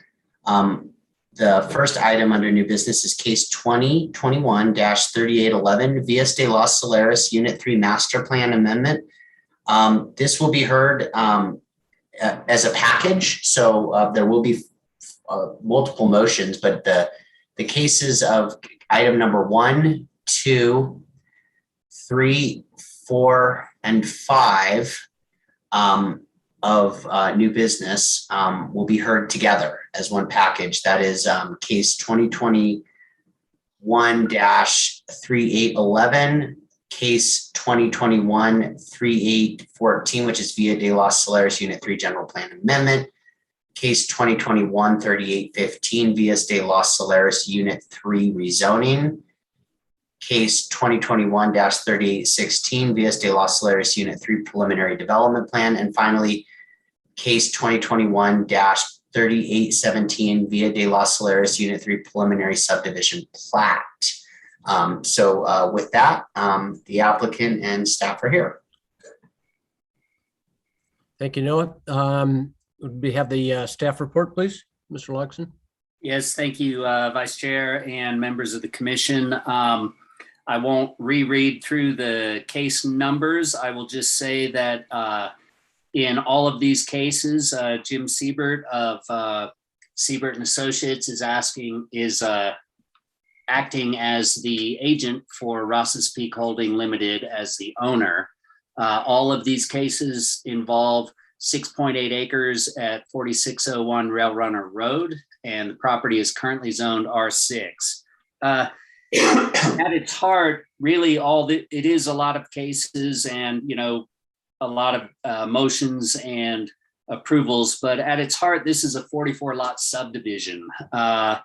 The master plan amendment and the general plan amendment are necessary to get the requested density, and the development plan is necessary to get the setbacks that they are asking on the sides of the lots. I'm going to keep my presentation essentially as that because I know that Mr. Siebert has his own presentation. I do just want to mention one thing.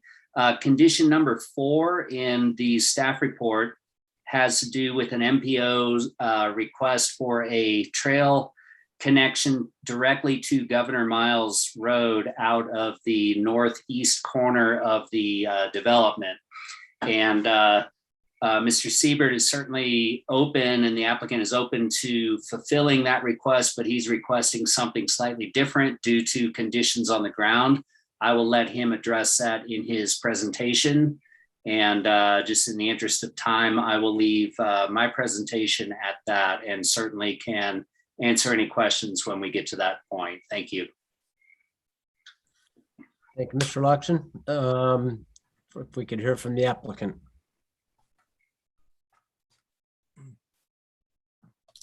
I need to be sworn in. I'm going to see if Kevin, if you could let Kevin Patton in, we'll have him sworn in at the same time. Okay.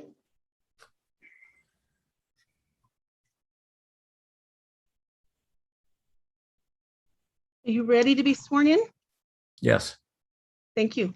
Do you swear under the penalty of perjury that the testimony you're about to give is the truth, the whole truth, and nothing but the truth? I do. Thank you. Please state your name and address for the record. My name is Jim Siebert. My address is 915 Mercer, Santa Fe. Thank you. Oh, there's Kevin. Can you guys hear me? Yes. Yes. Yes, Yeah. I can hear you, Mr. Patton. Thank you. I will go ahead and swear you in as well. Do you swear under the penalty of perjury that the testimony you're about to give is the truth, the whole truth, and nothing but the truth? I do. Thank you. Please state your name and address for the record. My name is Kevin Patton. I'm the Director of Land Planning and Entitlements for the Pulte Group. I reside, or my office is at 7601 Jefferson Street, Suite 320, Albuquerque, New Mexico, 87109. Thank you.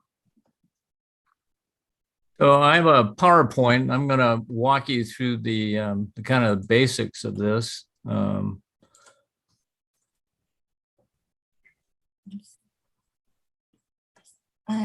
everyone see this? We can. Yes. Okay, perfect. Yeah, let's go on to the next one. So I think just to reiterate what Noah and Mr. Longston said, what you're acting on tonight is several items.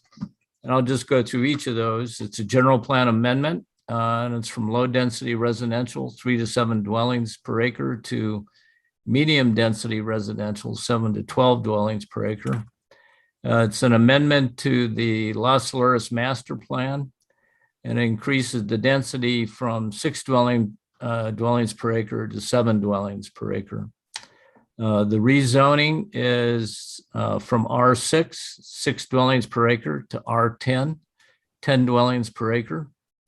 And a preliminary and final development plan, although I noticed that Noah said it was preliminary, perhaps it is just preliminary at this point, and it's for 44 dwellings.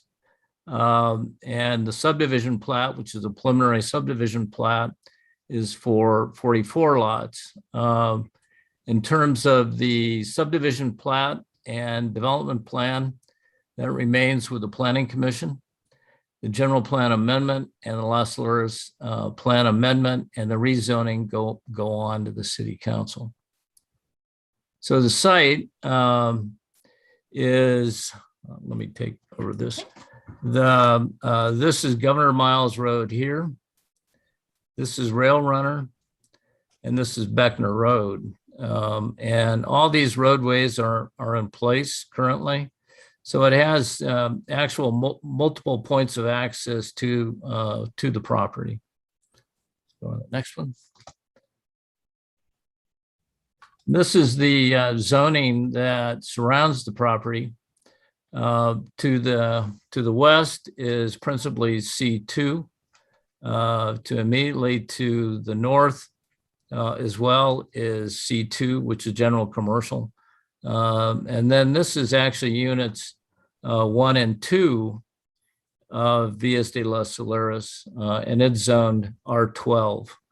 Down below is where there's no lots platted. That's the regional park, and that's also zone R12. And then this property here outlined in blue is R6, and then surrounding it is residential property, which is R. Mine did that too last summer when I was on online school. Not sure what that is. Yeah, does everybody have their mics muted except for the applicant? And this is a combination of what is existing, what's under development. This is unit 1, which is all the infrastructure has been completed and the homes are being constructed. This is unit 2, and all the infrastructure is in place. I'll have to let Kevin talk about it later, but I'm not sure if there's any homes going up at this point in time. That happens pretty quickly, so I never stayed entirely updated. And then the unit is under consideration.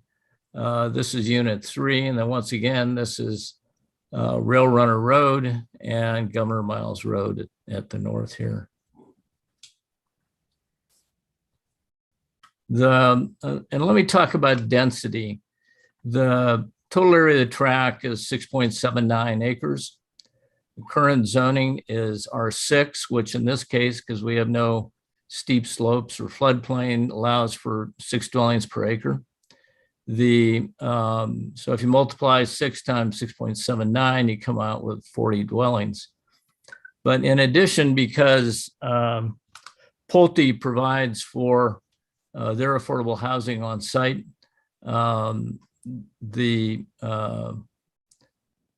they get a 15% density bonus. And if you include that in the 40, then you get up to 46 dwellings that would be provided, which would be allowed under the current R6 zoning.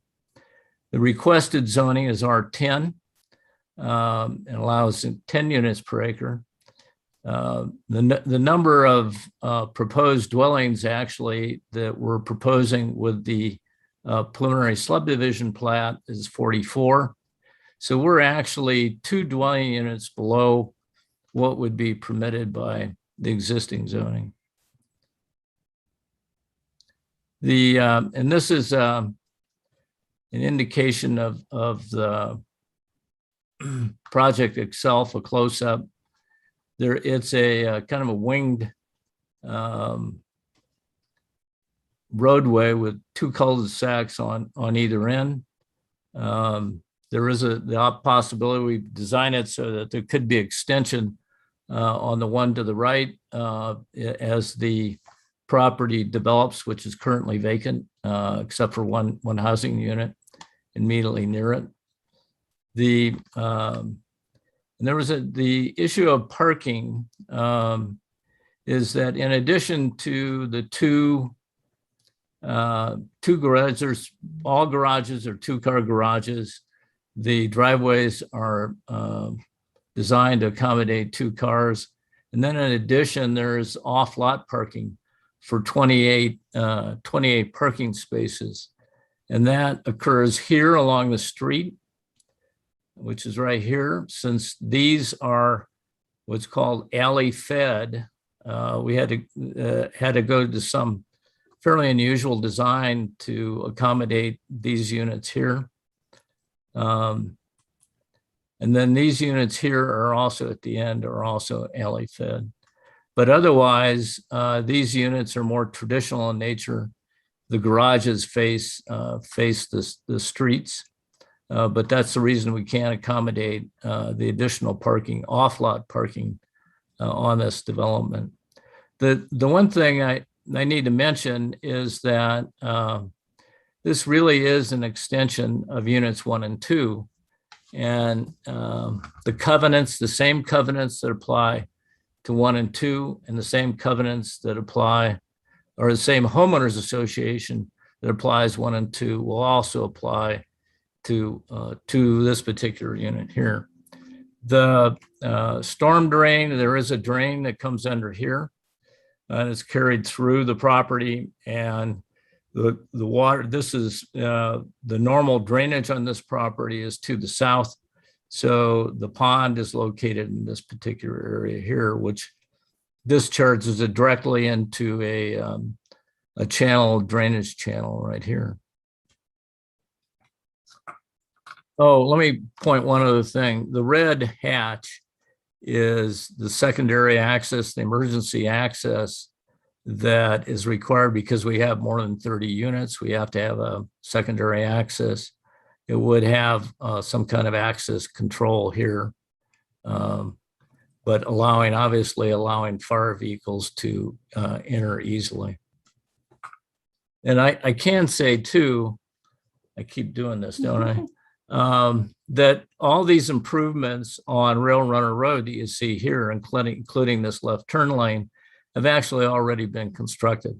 So there's no need to tear up Rail Runner Road in order to construct the subdivision.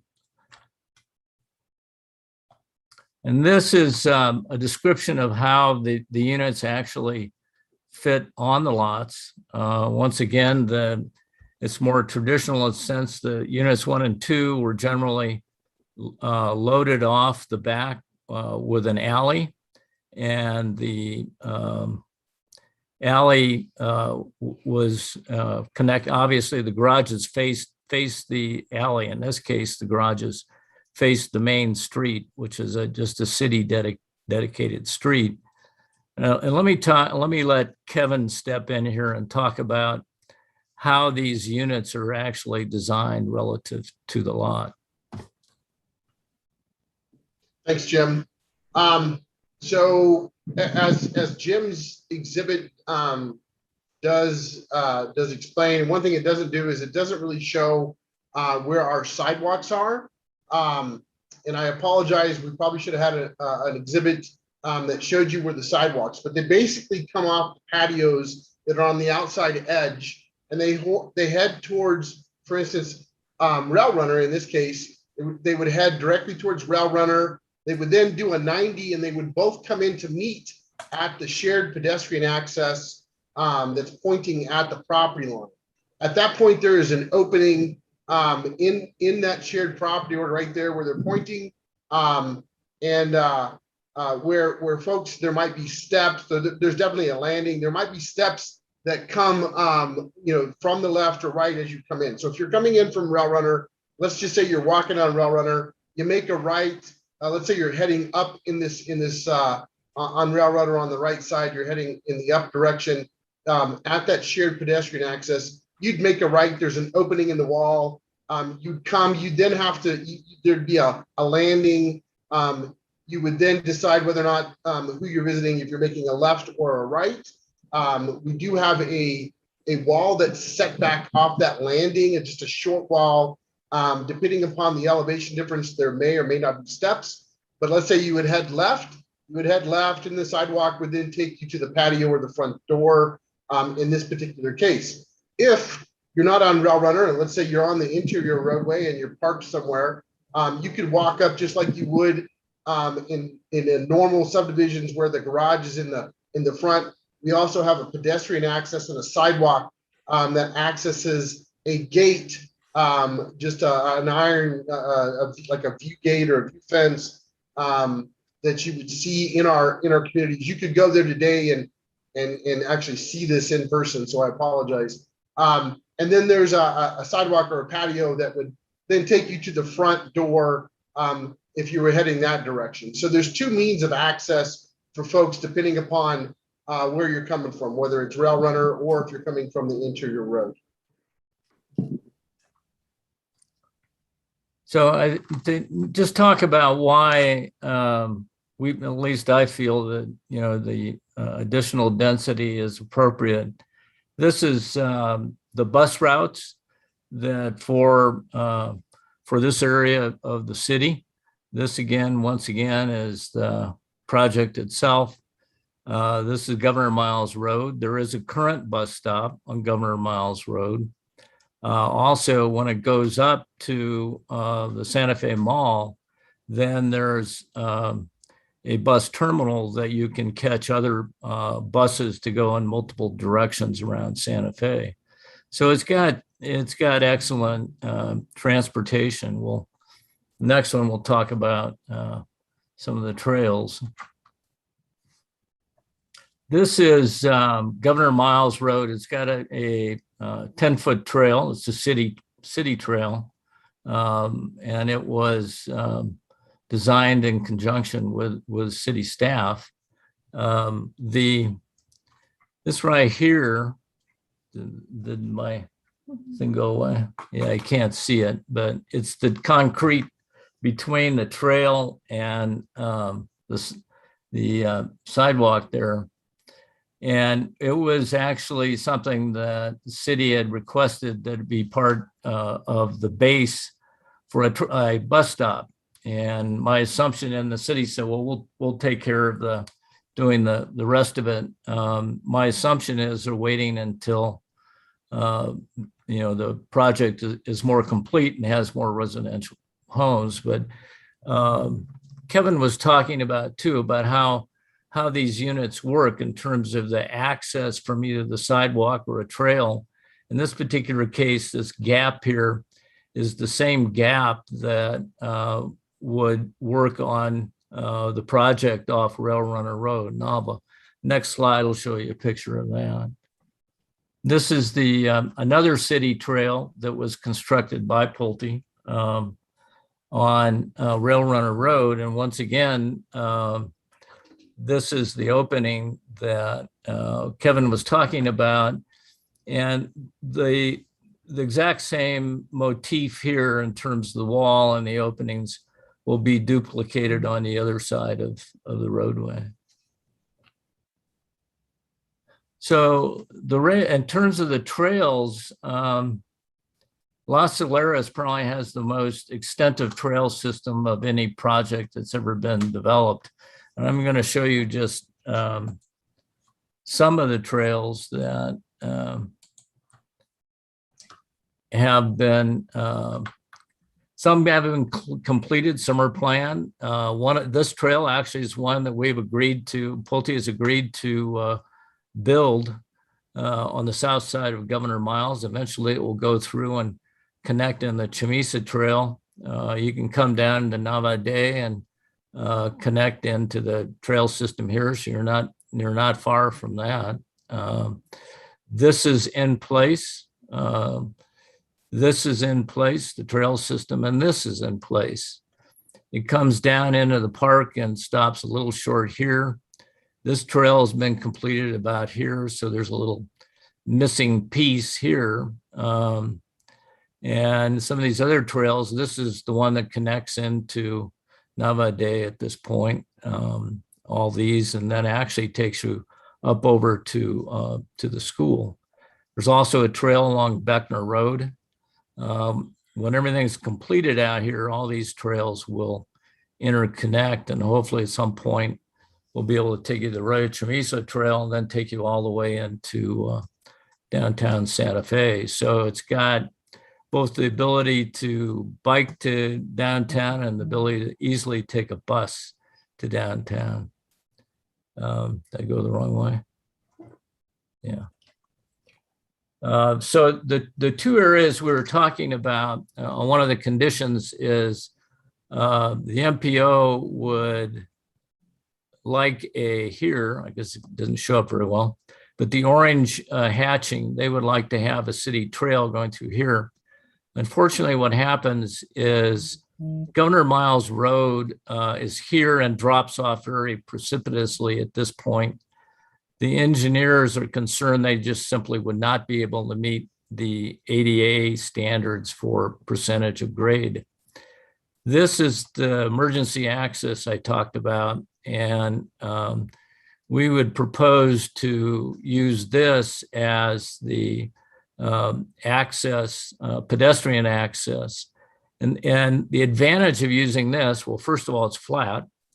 And secondly, this is where the bus stop is.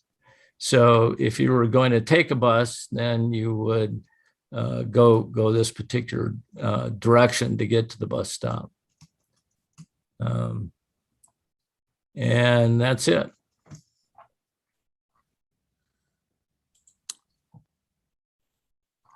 Thank you, Mr. Siebert.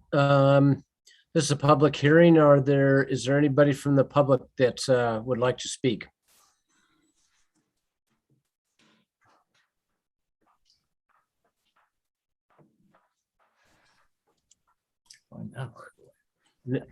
I'm not sure I'm seeing hands raised. Noah, can you, is there anybody that's in line to speak? Yeah, Mr. Chair. If anybody would like to speak on this issue, please use the raise hand function, and then you'll be enabled to talk and sworn in.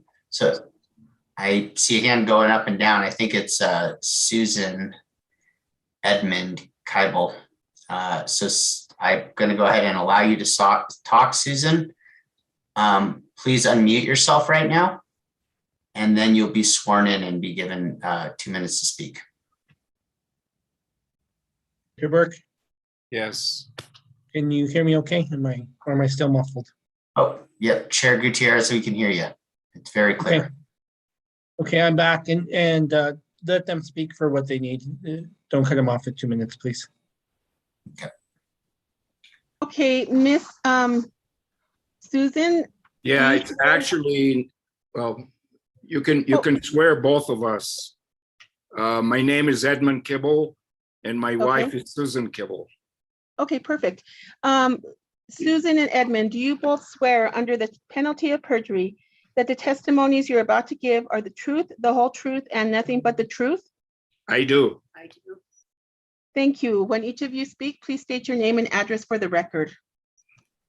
Okay, our address is 4610 Rail Runner Road in Santa Fe, 87507. Thank you. And it's in the Villas de las Solares. Okay, thank Phase you. 1. Thank you. Go ahead. So this is a picture of the proposed Unit 3 from our house. So you can see we're right across from it.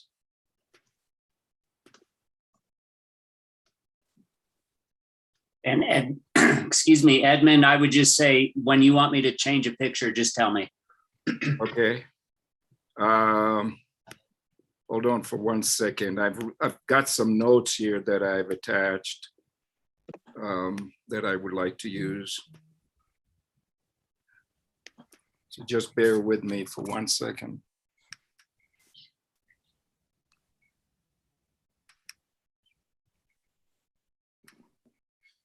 Okay, so this is the location of the proposed Unit 3, directly across from Unit 1 on Ray Runner, very narrow piece of land. Okay, please go to the next one. Okay, now this is a picture of Unit 1, the front of Unit 1 along Rail Runner. There's a lot of homes in the back of it. So what you're looking is just the front of it along Rail Runner. There are many homes in the back. The medium density houses are about 12 feet apart.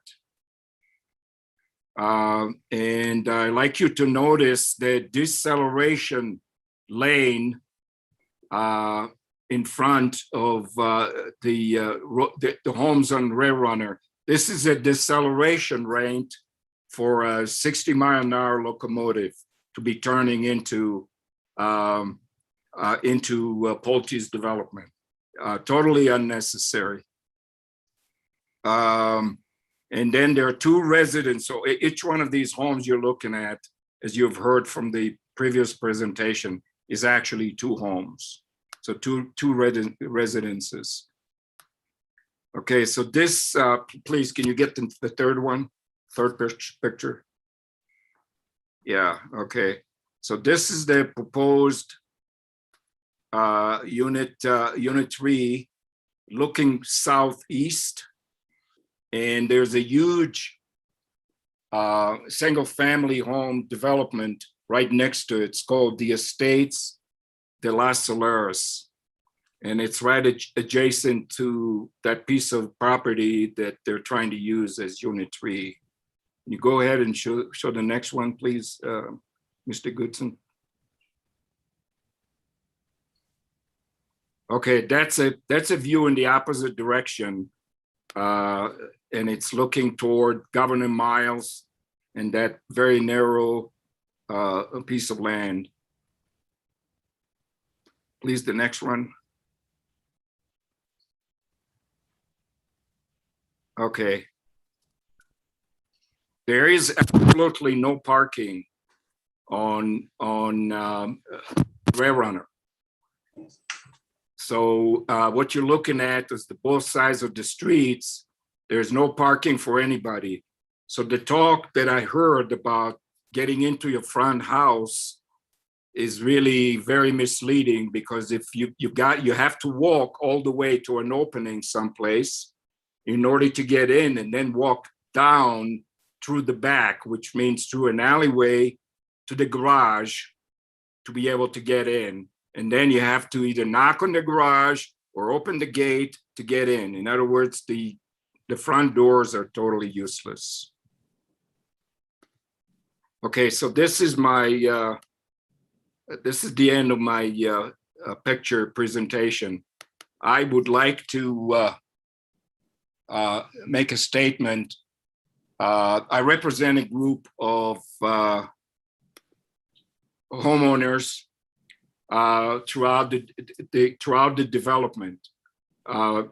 Some of us along Rail Runner are actually directly going to be impacted by this new development. And others have actually signed up because they are concerned about the quality of life that would impact. So let me preface by saying that we are not against development or progress. We're not trying to stop Pulte from developing this piece of land. All we're trying to do is have them stick to their original plan, which was to build single family home on this piece of property. Let me allow me to read you a letter that we have composed. And again, we got a bunch of signatures from a number of people in the development that have these objections.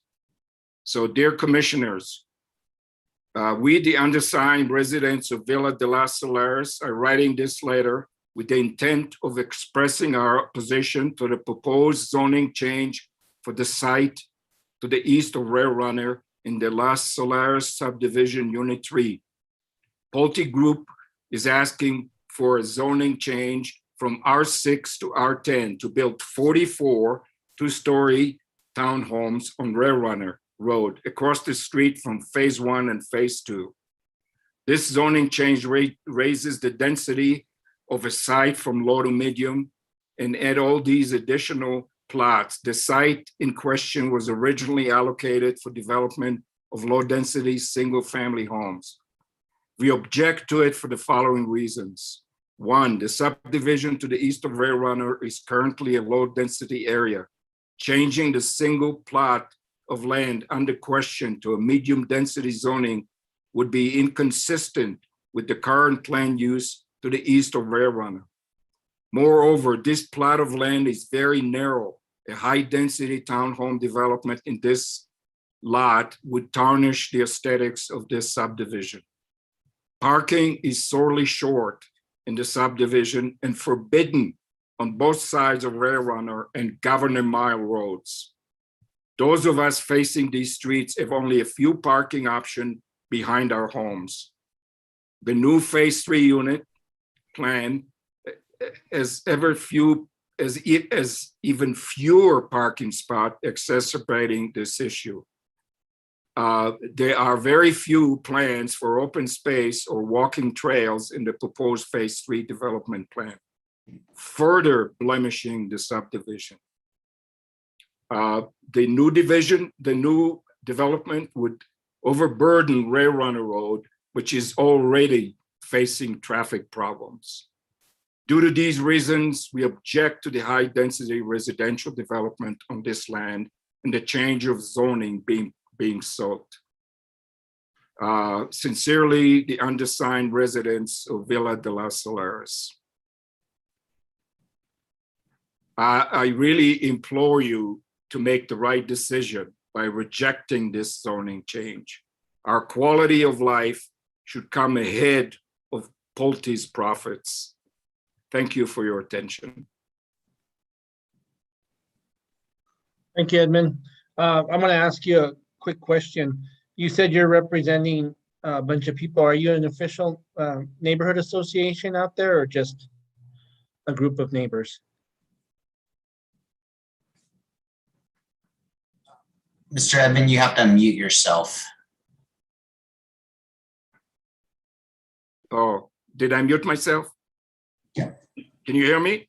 Yes, we can hear you. Did you hear the question? Yes, I heard the questions, and I said that the association, the homeowner association, has been around not long enough to really have the residents represented.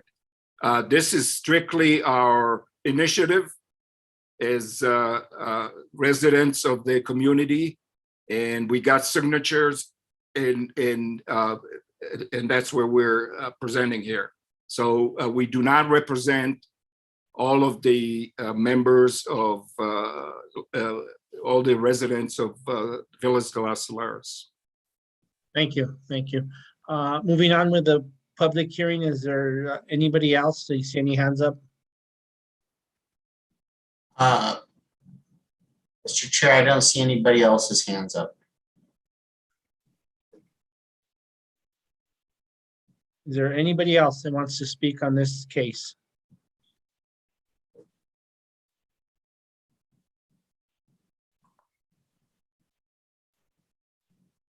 Okay, seeing none, I'm going to close the public hearing and open it up to the commission.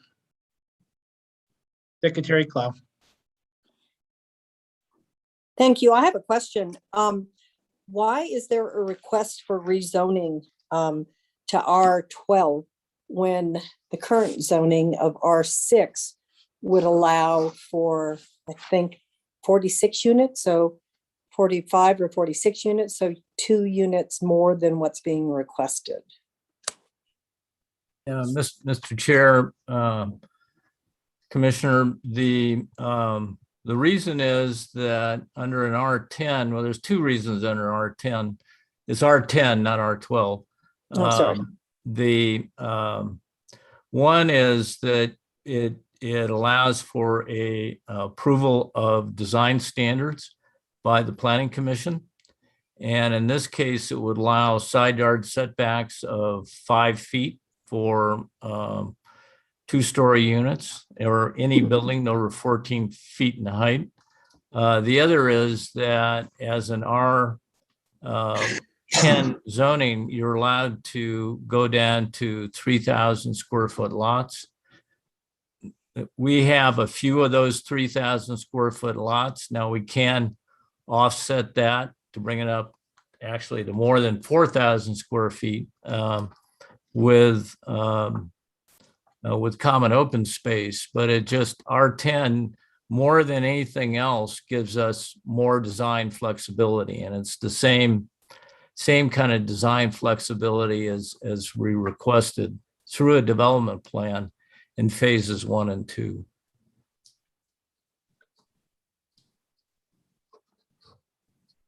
And if the project just stayed R6, what would the project look like? Well, if we went with 2-story units, right now the width of the unit is 25 feet.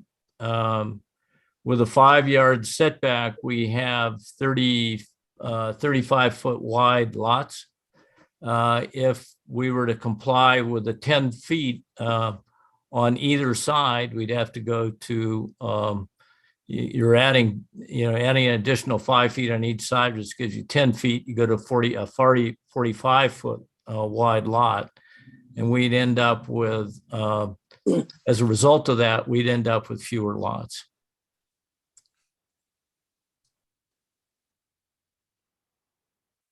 But you said currently at R6, would you be, I understood that currently at R6, you could build 46 units? Are you saying? No, we couldn't. No, the proposal is, physically you could not build. it's 44 units, and under R6 we couldn't, because we have to meet that standard that if you go over 14 feet, then you have to have a 10-foot side yard setback. So how many units could you build at R6? Well, I estimated actually probably be around 31. Okay. That's all. Thank you. Thank you, Secretary Cloud. Commissioner Garcia. Thank you, Mr. Chair. And I had similar questions. And Ms. Cloud, thank you for asking those. I want to just make a comment in regards to, again, Las Saleras and all this area had a master plan and zones and so on and so forth. And now we're being asked to take a look at that and change it. And I have reservations about that because, again, now we're looking at changing what initially was agreed upon from a previous board and increasing the density, obviously, again, in that one little section area, which can, I think, based on the comments given given previously by the Kibble, Mr. Kibble, Susan and Edmund, that it can pose some definite issues. Is there places, I think I'd like to ask a question again in regards to parking on Rail Runner Road. Is there parking on Rail Runner Road where people would be possibly utilizing? No, when we had actually designed the road systems in Las Saleras, we worked with John Romero, and this is actually considered by John to be a minor arterial, and they do not allow parking on minor arterial streets.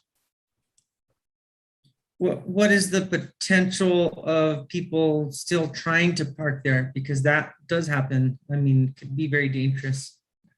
Well, the cross section really would not accommodate parking, I think it'd be kind of a dangerous situation. I'm not a traffic engineer. I can't really comment on that. But what it was designed to do was where you met the warrants for a deceleration lane, which it does on the other side. It requires a deceleration lane. And then when you have a left turn lane, it requires a left turn holding lane. So the function of this particular road was to, carry traffic, really, not to park. And then the traffic is really from Beckner to Governor Miles, because it T intersects at Beckner, and it will T intersects at Governor Miles. Okay. All right. I'll go ahead and yield the floor, see if anybody has any other questions. Thank you. Thank you, Commissioner Garcia. Commissioner Faulkner. How much parking do you have per household now that is outside of the garage parking? Well, there's two spaces that on the apron in front of the garage. And then there's 28 spaces that are in two separate parking areas. There's strictly for parking, off-street parking. And then along the roadway where we had, I don't know if you recall the alleyways on the one side, that there are no garages coming out on that side of the street. So we've provided additional parking along there, that's parallel parking on the street. So the sum total of all those is 28 off-street parking spaces, off-lot parking spaces. And just break it down for me. How much is that per household? 44 Well, households. the recommendation is that we have 1/2 space per dwelling unit, and we're slightly over that. It would be 1/2 space would be 22. So we're like 1.65 or something like that. Okay, yeah, because one of the things we see in neighborhoods that are targeting families, and this is another stump speech of mine, our household has 4 cars. Like we have 2 kids. They each have a car. My husband has a car.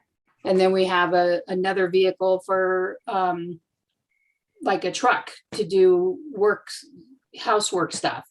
And so what I hate to see, and I have the same concerns that Commissioner Garcia has, is that we approve these projects and then they come back to us, and it's always about increasing density and getting rid of amenities.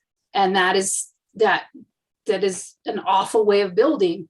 I mean, what's hard is the people that you're setting up communities, and I don't mean you personally, we are all setting up communities to be in these tight spaces. And that causes, I can tell you, there's one woman on my street who has called the police literally 47 times on people parking in front of her house who are allowed to park there. But every time she calls the police, they have to come out and deal with it, and they can't deal with other stuff. And so that's the kind of, like, it seems like we're harping on this too much, but the practical implications of kind of the rule of thumb is that each household only has 2 cars, and that is not the lay of the land. In reality is twice that much, especially in neighborhoods that are targeting families to be their residents. And so I have a lot of concern about increasing the density. This is the kind of request that I'm starting to get uncomfortable with supporting as a planning commissioner, because we're just continuing to compound an existing problem. That's all I have, Mr. Chair. Thank you, Commissioner Faulkner. Mr. Logston, you have your hand up. Yes, thank you, Chair and Commissioners. I just wanted to say on the parking, one note, excuse me, these are double car garages. So each unit has in theory, unless they're filling their garage with junk, they have 2 parking spaces in their garage, and then they have 2 parking spaces in their driveway. And then on top of that, because of the on-street parking, there's 1.5 more parking spaces per unit in this development. And so I certainly understand the concern, but I guess my point is, like, if I owned one of these units, I could have my 2 cars and I could have 3.5 friends over, and everybody else in the development could do the same thing. And in theory, we're all parked. And so again, I'm not trying to diminish that concern, but I'm just saying that our front yard setbacks allow for 2 cars in the driveway as well. And then just a general note on density, I just want to say that while this is an R10 request, the built density they're proposing is basically R7, which is only, it's like 6.8 units per acre. And, what the current zoning allows is 6. So I just want to, I'm not trying to diminish any concerns, but just want to try to bring a little bit more focus back to, it sounds like we're asking for a lot, or that the applicant is asking for a lot, but at the end of the day, it's only actually a gradual increase. Thank you. Thank you, Mr. Logston, and you're not the only one with just half a friend. You're 3.5. So, Commissioner Faulkner. Yeah, I would just follow up with Mr. Loxton's comment. I don't know, in my area, very few people have space in their garages for even 1 car. They become auxiliary spaces for entertaining. Some people make them into little apartments. A lot of people have workshops in them. It becomes where the houses aren't very large. And so the garage becomes like a room of the house, basically. And so, or a storage unit. And so that's another assumption that is inaccurate. That if you went and polled 20 houses in a lot of these family neighborhoods, you would find that probably maybe 3 of them actually park their cars in their garage. And so the parking is just a big concern to me. Thank you, Commissioner Faulkner. Commissioner Satenia. Yeah, can you hear me okay? Yes. Okay, thank you. Mr. Sieber, I just wanted to take a look at the site plan again, if we could actually pull that up.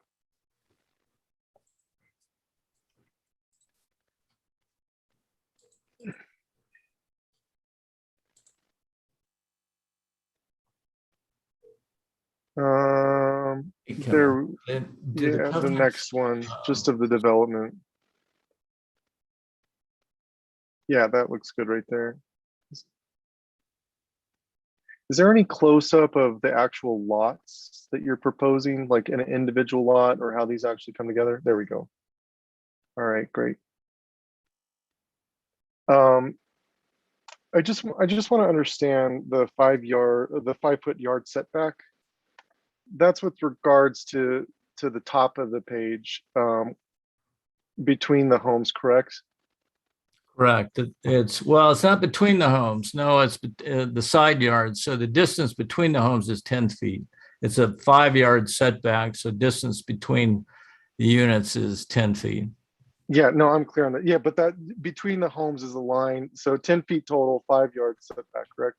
Or 5-foot yard setback. No, the dotted line represents a 5-yard setback, correct? Okay, great. And then we could say that the backyards are only about a little more than 10 feet if this is to scale, correct? No, the backyards are 15 feet. 15 feet from the door to the back of the property line? From the wall to the main wall to the property line is 15 feet. Is 15 feet? Okay. Yeah. And then in the front of the house, you have the 2-car garages. Now I'm familiar with the 2-car garage because I have a 2-car garage, and you're saying the width of the home is just 2 car lengths, with the exception of, some of those parts of the home that's set out, correct? Is it 25 feet? Well, the width of the home is 25 feet, correct? At Okay, the widest point, yeah. At the widest point. So the majority of the house isn't even 25 feet wide. It's just, what would you say the garage length is? If the farthest point out is 25 feet? I'm gonna defer that to Kevin Tatton. So Chairman, Commissioner, so the garages are a normal garage. Same, the depth would accommodate, and I'd have to look at the depth. I think, I want to say they're 18 to 20 foot deep, and allow for 2 cars in the garage itself. We may have to check our covenants. Our covenants may require that those garages be free, such that a car can be, you can't like use it as a storage shed. Now that we can't prevent somebody from. I just want to be clear about my question, Okay. and I don't want to get on a tangent. I just want to understand the actual width of the majority of the house, because I got that the farthest most point is 25 feet, but the 2-car garage that we're seeing, because there's no scale here. So that's what I'm having a hard time understanding of what's actually being proposed. So 2 cars, what's the width of from the inner wall to the outside of the garage wall? If that's not 25 feet, what would you say that is? 20 feet? Chairman, Commissioner, I would say it's about 20 feet. Yes, sir. Okay, great. So it looks, from just looking again, because there's no scale, the yard is about 15 feet, and then to the left or to the top of where those I'm pointing with my point with my cursor. You guys can't see that, but above the cars, if we're just looking at that middle property there, that front yard is about 15 feet or maybe 12 feet. No, that is 12 feet by 12 feet. Is that going to be a yard or xeriscaped or? Are you referring to between the back of the car and the street? I'm just trying to find where there's going to actually be a yard.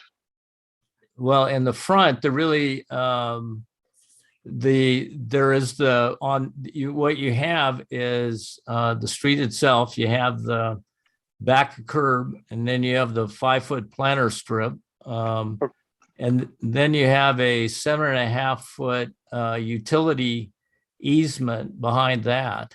And those are out. The 7.5 foot utility strip is outside the right of way.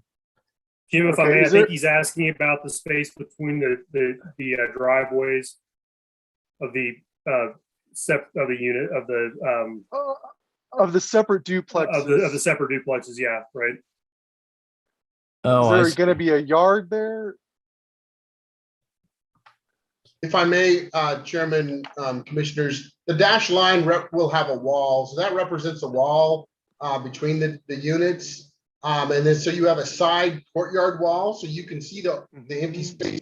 That's where you see kind of the darker line kind of outlines the house footprint.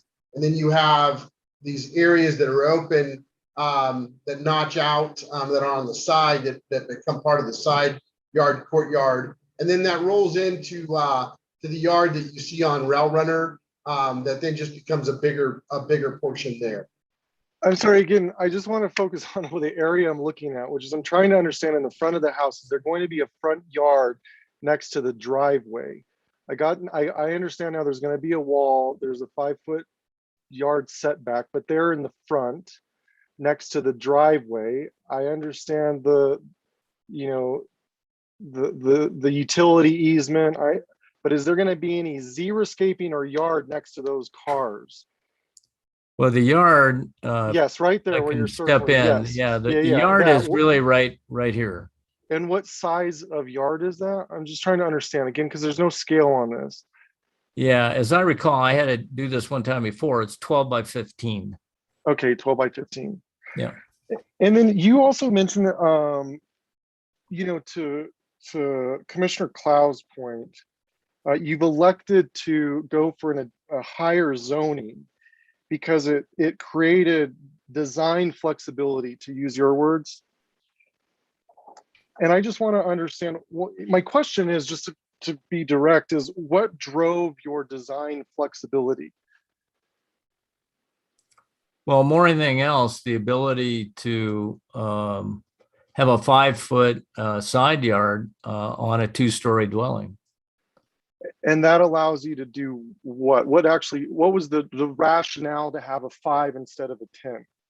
Well, Jim, let me interject if I also could. So the whole purpose of going from an R6 to an R10 is so that we can build exactly what we have across the street. So when we came before the Planning Commission to develop and entitle phases 1 and 2, we asked for that same development. We created a development plan. The whole purpose of asking for this request from an R6 to an R10 or even an R7, if we needed to go down to an R7, we're not asking to increase the density, but just to be able to build exactly what we built across the street. And that has been our intent from day one. Yeah, understanding. And we're not looking at that project tonight. We're just looking at this one. So I'm just wanting to understand this project. So when you say design flexibility, what is actually driving that?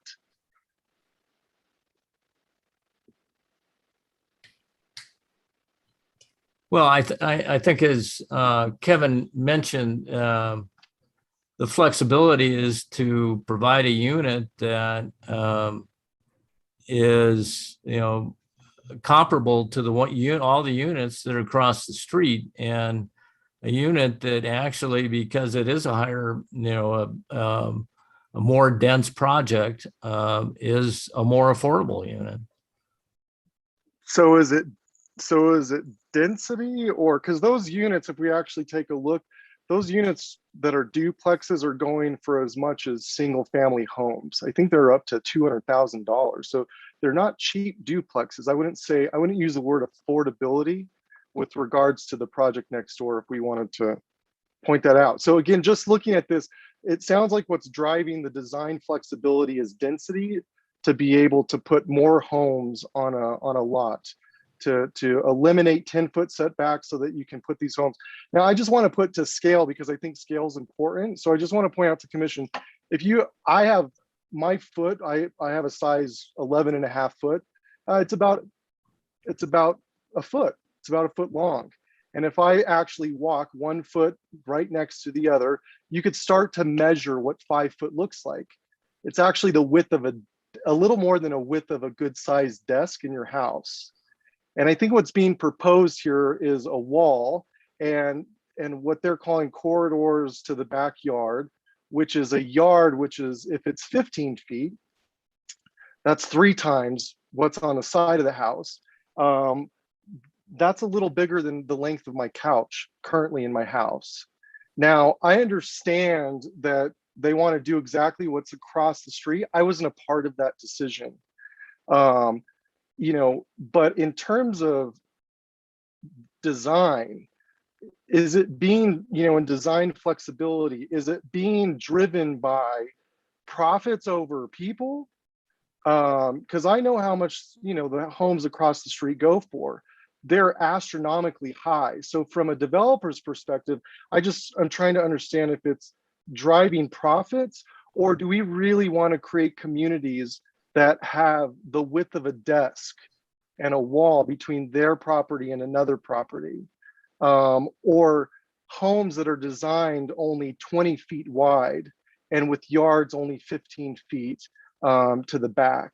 I think if you show the neighbors and their yards, the pictures that the attendees showed, you can see exactly what that looks like. And I just question, is this about people? Is this how we actually want to design? And even past that, given the criteria that we have to approve this on, I'm also just want to go with, the point that Commissioner Garcia stated, which is, here we are again, where we have to consider the adjacent properties, not just to try to do what's across the street, but we're pushing this up against an R3. And there's single family homes, there's other properties that we have to consider versus just we're trying to do what was across the street. And I don't know if I can support actually amending the master plan. I don't have any other comments. Thank you, Let me make- Commissioner. If you will take down the screens, Chair, Mr. Siebert. Yeah, let me make a statement. When we began Las Saleras, it's probably 20 years ago, but when we came in with Estancias de Las Saleras, which is south of Navade, there was a criticism on the part of the Planning Commission at that time that the density was just simply too low. And they felt it was more appropriate to have a higher density to take advantage of the infrastructure that was constructed. If you take a look at the general plan recommends a minimum of 5 units per acre. And this is the city general plan. And it's actually, the preference is that it should be 7 units per acre. That's what the city's general plan statement is right now for residential development. I think what you're going to see in the future is you're going to see more people living on less land, because it's just one way to provide for, the housing that's needed on the part of the population. I would just like to respond to that, Chair, if I could. Commissioner Satania, please. Yeah, I don't think there's anything wrong with density. For example, I live in Nava Ade. Our homes are closely together, but my experience of my neighborhood, and this neighborhood won design awards, was that while there is density that's created between the homes, there's also a lot of land. There's trails that run through our neighborhoods. There's lots of trees and xeriscaping. I would be more open to density if what we were talking about was actually maybe considering the people and how they would actually live there, versus what I see as homes 5 foot apart or 10 feet apart, backyards that are extremely tiny. I don't even know if a dog can, comfortably live in a 15 by 20, 25 foot, yard, or children can play back there, or yards in front that are only 15 foot by 15 feet. I would be more open to density considerations versus trying to move up a scale, so that, again, what you're calling design, or we're calling design flexibility, I don't see any interest in how people are going to live there. What I see is a lot of homes packed into a plot to profit, so that Pulte or whomever, just like across the street, those homes are selling for almost $250,000 a duplex. So that's almost $500,000 for each one of those little lots. That's a lot of money. And I understand that there's considerations for affordable housing to check that box here in this instance, and I will call it checking a box for affordable housing in this case. But this isn't about people living in wealth. This is about putting people very closely together with tiny yards. And I just don't think, I'm not sold on that tonight. Thank you, Commissioner Satania. Secretary Cloud, followed by Commissioner Faulkner. What's the price point on these duplexes, houses? Well, let Kevin pick that one up. I'm a planner, not a real estate person.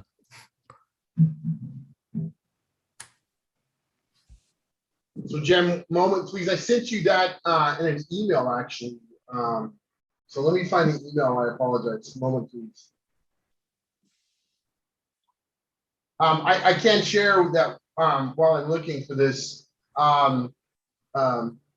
Chairman, Commissioners, that Pulte is not making giant profits associated with this. If I could share with you development costs and what the cost is just in the last year, development costs in the scarcity of lumber and issues with resin plants in Texas, doubling the price of PVC, just in this last year, we've seen prices increase $80,000 to $100,000 just to accommodate the rising cost of having to move dirt and pay for pipe and lumber and everything else that goes with that. So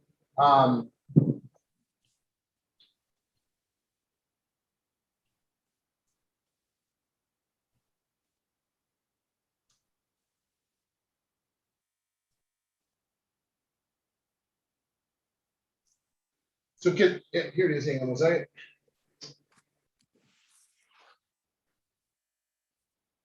So those homes actually are selling right now at this point in time in phase two for around $400,000 as a base price without options. And those are not the affordable. That's not the affordable homes that, again, that we have 20% of those are at a much lower price on the affordable side per the requirements. But for just coming off the street, you're looking at about $400,000 base price.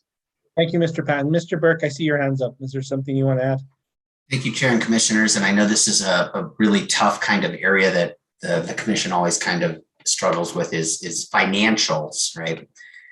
The commission cannot make decisions based, it is not an approvable, it's not development plan approvable criteria, it's not general plan approvable criteria, it's not a rezoning approvable criteria, and it's definitely not in the subdivision regulations. So any references to financial information and asking those type of questions, while it's interesting and it's good for conversation, actually is subjective, and it also is very appealable. And the city attorney's office has commented on this multiple times in multiple commission meetings, that we start going down that rabbit hole of how much does it cost to develop in this, then that becomes actually an appealable item. That we should veer away from that. So I just want to remind the commission those type of things. I know it's interesting. I know that, that we're in a housing crunch and there's a lot of curiosity around this subject. And that's why we try to provide the informational sessions about, what it's costing to do business in Santa Fe, but it does present itself with some issues. So that's all I had to say. Thank you, Chairman. Thank you, Mr. Burke. Secretary Clow, you still have the floor. Yes, but we can look in terms of, if a project is an affordable project, with more density, you hopefully get a more affordable product. So that puts it in perspective to me in terms of whether or not it's, serves the needs of Santa Fe in terms of it being an affordable project. And I would just say to that we can bring Alexandra Ladd onto this if you want to talk about affordability and how this project has options to pay for that, because that does the option of affordability about this. That was going to be my next request. I see she's here, and I was going to ask if we could sort of hear her comments in terms of this piece of property being looked at now at 44 units as opposed to 31 units, and if she has thoughts on that in terms of housing crunch in Santa Fe. Mr. Chair, members of the commission, thanks for the question. So in the world of affordable housing in our inclusionary zoning program, the more units we have, market rate units, the more units that are proposed, the more affordable housing we have. So this project will comply with the Santa Fe Homes program by providing 20% of its units as affordably priced units.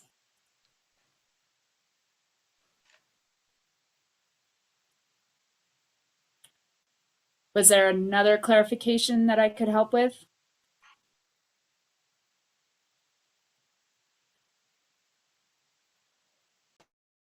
So Mrs. Ladd, I don't know if this is what Secretary Clow was wondering, but it's the difference of 2 homes, give or take,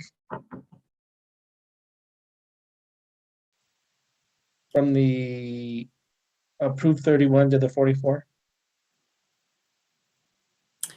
Mr. Chair, I would have to do that math very quickly. But in terms of the total number of affordables, is that what you're referring to?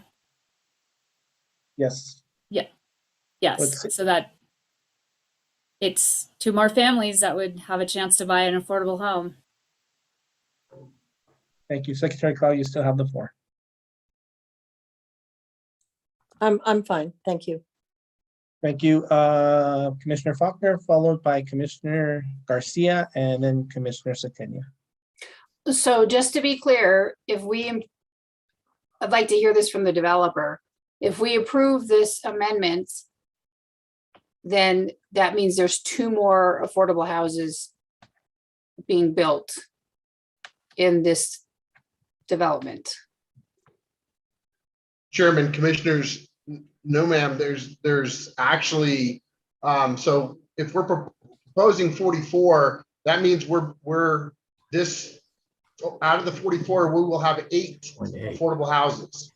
Not just 2, we're having 2 more. If you didn't and you went down to 31, there would be 6 versus 8.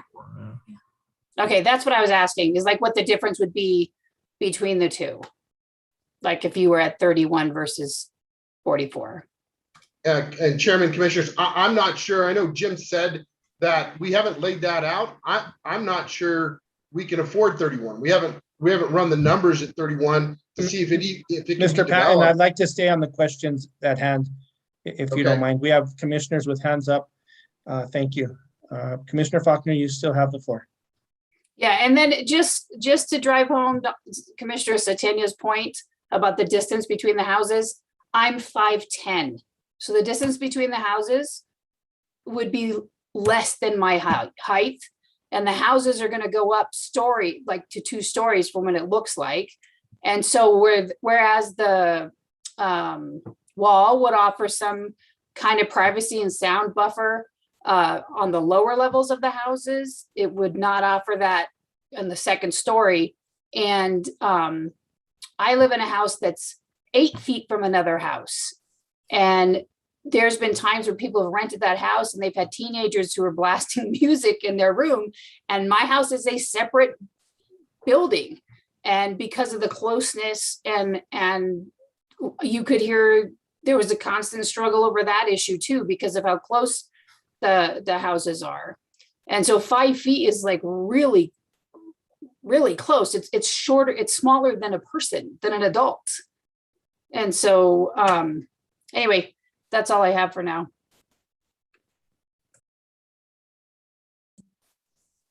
Thank you, Commissioner Faulkner. Commissioner Garcia. Oh, and real quick, Ms. Byers, Vice Chair Hogan's gonna leave the meeting now. Okay, thank you. I will note that. Thank you, Vice Chair. Have a good evening. Commissioner Garcia. Thank you, Chair. Just a question, I guess, would be for maybe Mr. Patton. What's the square footage of all these units? Average square foot or different from smallest to largest? Smallest Chairman, Commissioners, the smallest square footage is just under 1,500 square feet. And the largest is 21, just over 2,100 square feet. Thank you. And there again, I mean, I'm not, I know that the market is what really kind of drives the price of these units. And obviously with custom materials, there's so many things to consider there. Are materials going to go down in the future? Are they going to stay where they're at? I mean, I have my own opinion that they're probably going to come down somewhat. They have to. But going back to, I think one of the initial statements by Mr. Siebert was, and it's still in my head in regards to the density, and that theoretically you could still build the same amount of units with the current density. And why are we being asked to change this? I'm just kind of still toying with that idea. If you can elaborate on that, please. Commissioner Garcia, directed towards Mr. Siebert or Mr. Patton? Mr. Siebert. Thank you. Mr. Siebert, you also have your hand up, so you might as well kill 2 birds with 1 stone if you would. Yeah, I wanted to correct one statement that Commissioner Faulkner made, that it's 5 feet between the units. Actually, it's 10 feet between the units. It's a 5-foot side yard, so it's a combination of 2 5-foot side yards, making 10 feet between the units. I forgot the question, Commissioner Garcia. Mr. Siebert, yeah, again, just revisiting, initially when you started your presentation, you noted that you could possibly, with the current density, still build close to the same amount of units that you're trying to build now with the increased density. Is that correct? Well, it is in the sense if you're willing to construct units that are no higher than 14 feet tall. And if you're basically, you would have the same side yard setbacks, except you'd end up with a unit that's approximately half the size of the units that are proposed under this plan. So in regards to the design standard, that's, I think, what I heard you mention. By increasing, you can now create more square footage. Is that what we're looking at? Well, with the 5-yard setbacks allowed by the development plan, the answer is yes. You can get more square footage on each lot, and I think the sales, the success of the sales out there indicate that people prefer to have a larger home. There again, I more space, fine. Less surrounding property is where I'm kind of having the issue with approval on my part. So I'll go ahead and yield the floor to Commissioner Setenia if he's next. Thank you. Thank you, Commissioner Garcia. Commissioner Setenia. Yeah, I just want to comment on the affordable housing piece. I am completely in support of affordable housing, and to Alexandra's point, more units equal more affordable housing. But at my concern, given the general plan and quality of life, at what cost? Just because more units equal more affordable housing, I'm not an expert on this topic, but the projects were also, there was an emphasis on packing people together to try to create affordable housing, and without taking into consideration the quality of life that those people lived under, and in packing people closely together and sacrificing their exposure to trees and walkability and nature that keeps the character even of this city. Again, at what cost are we packing homes onto a property? And is that about profitability, or is that about people and quality of life? So while I support affordable housing, again, my concern is where are we actually, what are these people actually able, they might be in these homes, but what is it that they really have, in terms of being able to live there? A 5-foot corridor to get along their home with, a 14-foot breezeway that's only 10 foot apart. There's no sunlight that comes down in there into those homes. There's only a 15 by 15 foot space for yards, or a little patch in the front just to meet certain design standards. Again, my concern about us continuing to do this is a quality of life issue. And I think it's something that we should seriously consider, because if we're not considering it, or the general plan, as it states, quality of life is one of the themes that we should be thinking about. If we're not doing it, the developers aren't obviously doing it. And other factions of these developments that come to us, everyone has their own perspectives. But if we're not looking out for quality of life, then who is? And we're a big part of this decision. So with that, I'd like to make a motion. Please, I don't see any other hands up. Okay, I move to deny the master plan amendment. Hold on, give me 1 second.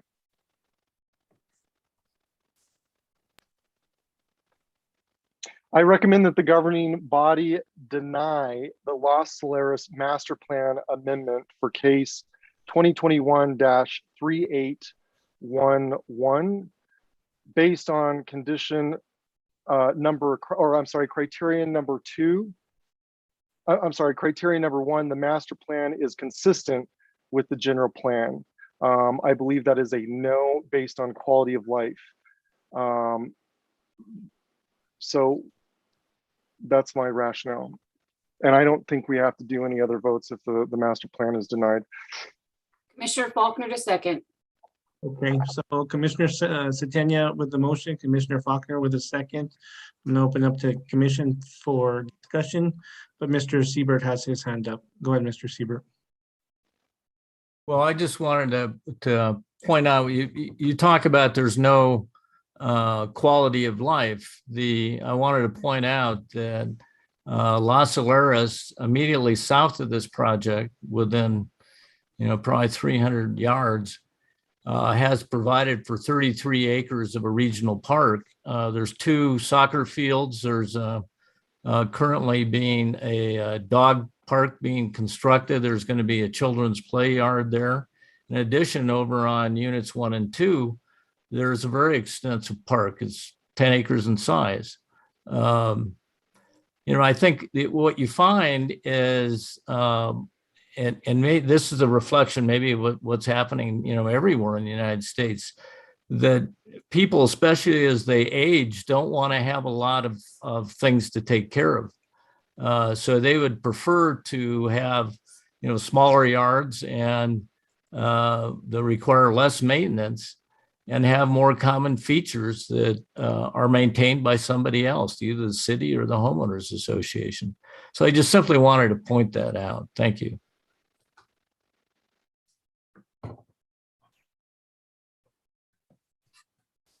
Sorry, guys, I was muted. Thank you, Mr. Siebert. A bunch of hands have gone up. However, we have a motion in a second. I saw your hand, Mr. Siebert, before we finished that. So I let you speak. Any other commissioners want to speak?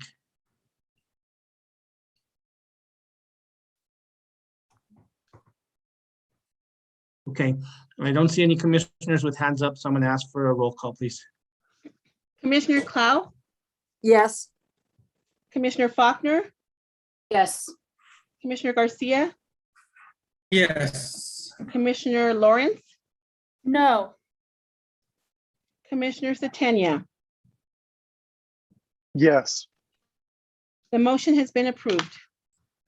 Thank you. Mr. Chair, can I explain my vote? Yes, ma'am, please. So just in talking about amenities, and the amenities Mr. Siebert mentioned, one of the concerns I have is in line with what Commissioner Satania has. I know about the soccer fields in Los Solares. They're not soccer fields that the soccer community even uses because of the way they're built. I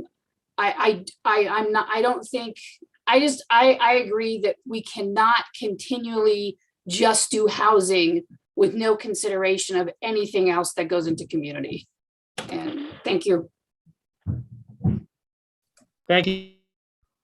Anybody else? Assistant Attorney Patricia, do you have enough for findings? If not, we'll work on it at the next meeting.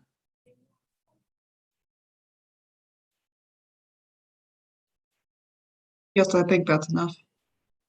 Yeah, we don't need to do them tonight. Yes, Mr. Burke.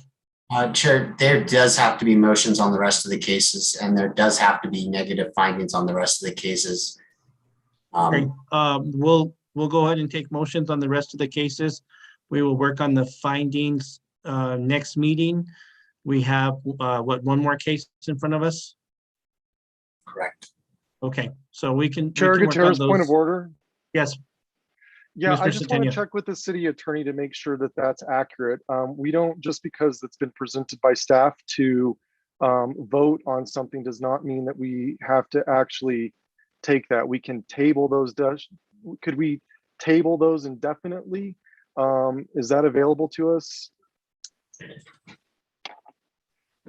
I think it's probably better to vote on all of them. I don't know if tabling them is an indefinite option or not. I'd have to look into that. But does the policy require us to actually vote on them? Are you saying that we are required to vote on them? I guess that's my question. I believe since they were all brought up that yes, you do need to vote on all of them. I suppose you could table them and vote on them later, but you do need to vote on them eventually. Mr. Catania, if you want to motion to table and vote on them when we do the findings to give time, I'm okay with that, just whatever the rest of the commission thinks. I'll make a motion. I move to table the rest of the, the rest of the I don't know what we want to call these at this point. Yeah, probably the best thing to do is to go case by case number for the record. Mr. Burke, can you read those case Okay, numbers? hold for on. the record? I'll take that. I move to table the consideration for the general plan amendment, case 2021-3814, in addition to tabling a recommendation regarding rezoning, case 2021-3815, in addition to the consideration for the preliminary development plan, case 2021-3816, and finally, in addition, the consideration for the preliminary subdivision, case 2021-3817. We have a motion. Do I have a second? Commissioner Garcia, I'll second. Thank you. Any discussion?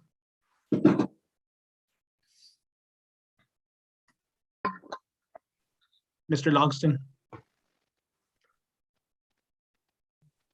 Thank you, Mr. Chairman. I just want to make sure I understand, like I'm hearing a motion to table decisions, but like at its heart, what are we doing here? Are we rejecting the master plan change and therefore everything else is tabled? Or what are we actually doing here? I can respond. Please, Mr. Catania. Yeah, I would say yes. My understanding is that if the master plan is not approved, we can't approve the other ones. One has to fall before the other. Is that correct, Mr. Logston? So if we deny one, yeah. So I'm just trying, thank you, Commissioner. So I'm just trying to clarify, you're denying the first case, which is 3811, and therefore everything else is kind of null. Yeah, and I try to understand this, to be honest with you, because we've had cases like this come up for us before, and it's almost like, it's like one, if you don't approve this one, staff says, then all these other ones you can't approve the rest of them. And sometimes those fall lower on the list in the past. And I was thinking that the rezoning probably would be, identified first, we can make a motion on that. But given the position of just the master plan being the priority there at the top, if that actually is denied, then there's no need for us to actually address the other ones, given the rationale. Understood, Commissioner. I'm not arguing. I'm just trying to bring clarity. Yeah. I'm not sure I heard that in the motion. Yeah. Okay. Yeah, that's fine. And I mean, and it is grounded in that for our consideration for an amendment to the master plan, the first criterion is based off of our consideration. Does it meet or match the general plan? So. Thank you.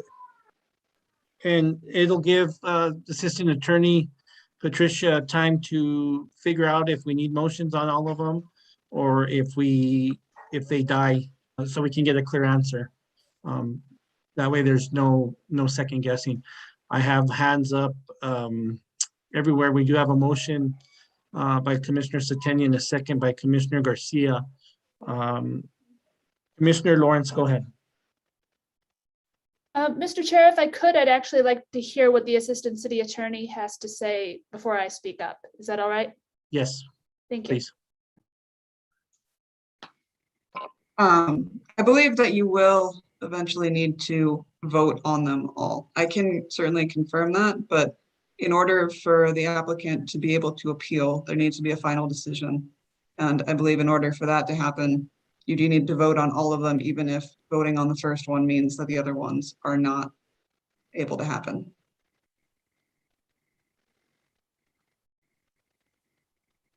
Thank you, Commissioner Lawrence. You still have the floor.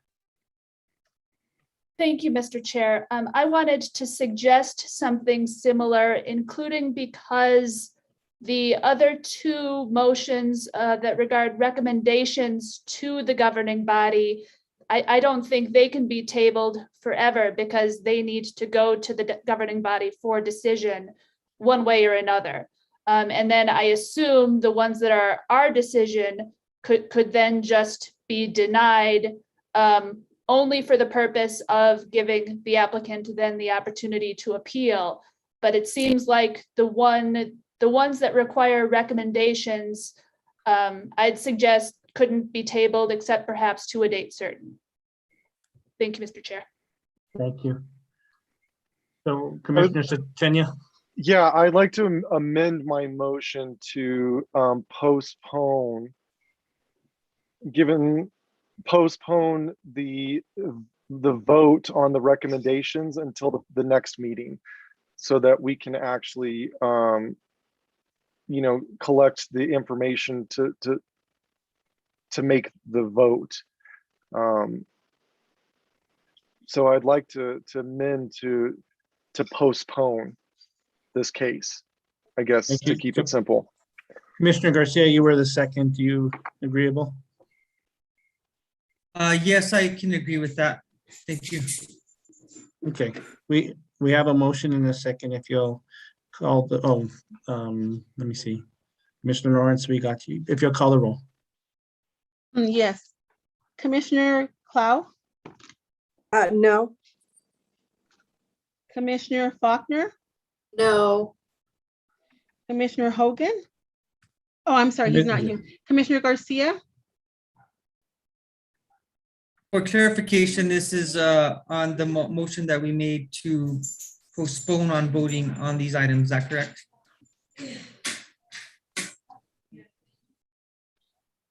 As far as I know, yes, that is correct. So I'm trying lost my train of thought there for a second because so much confusion. Commissioner Satenia amended his motion to postpone the cases that were to be recommended to the next meeting. That way they can collect the information that you all need to make the vote, to vote on it. So that the city attorney, I believe. And I second it, so then my vote would be yes. No, there's another whole case. Okay. Commissioner Lawrence, No. Commissioner Satenia. Yes. Okay, so there's 2 yeses and 3 nos on Commissioner Satenia's amended motion, so the motion failed. Okay. Chair, can I say my vote? I'm Yes, sorry, Commissioner. Commissioner Faulkner, sorry. Yeah, here's the thing. I don't see what additional information we need to deny these the other cases. And also, I'm not sure it's fair to the applicant that we postpone them because they're clearly going to appeal the primary decision we made tonight. And I don't think it's a fair due process to prolong their access to that right that they have to appeal. Thank you, Commissioner. Secretary Clow, you have your hand up. I agree. I think that we should deal with issues 1, 2, and 3. I think the preliminary development plan and the preliminary subdivision fall away. But I think, 1, 2, and 3 needs to be addressed. It's the same issue. It's basically, it's absolutely the same issue. So I think that we can address those case numbers 2 and 3, which are matters 3814 and 3815 tonight. And then I believe that 3816 and 3817 fall away. because I think the applicant should be going to the city council, and so the city council can address this matter for a final decision, as we're only recommending. Okay. Are you done, Secretary Clow? Yes, I'm done. Okay, don't mean to cut you off. Assistant Attorney Patricia. I would recommend that you would take a vote on all 4 of the remaining issues. Okay, commissioners? So, excuse me, Chair, Yes, Commissioner Faulkner did not vote on the previous motion. Yes, I did. she did. She voted no. No, okay, sorry, then the motion failed. Sorry about that. Yeah, she voted no. Thank you. Is there a way we can bundle these and just vote on them all at one time? Like just say we vote to recommend a no. We're recommending no to the city council on XX, all the 3 cases. Can somebody bundle them? Commissioner Faulkner, we should just take them case by case, and we can worry about findings for the no votes at the next meeting. That way they have their, if that's what it turns out being. If anybody wants to make a motion on the next cases. I can make another motion. Commissioner Satenia? Before I make a motion, I just want to comment. I'm trying to give the city the best position given the decision. Should we support to not recommend that this be approved? So rushing into this, I don't know if this actually helps the city attorney, the assistant city attorney. So I'm happy to do that with regards to the criteria.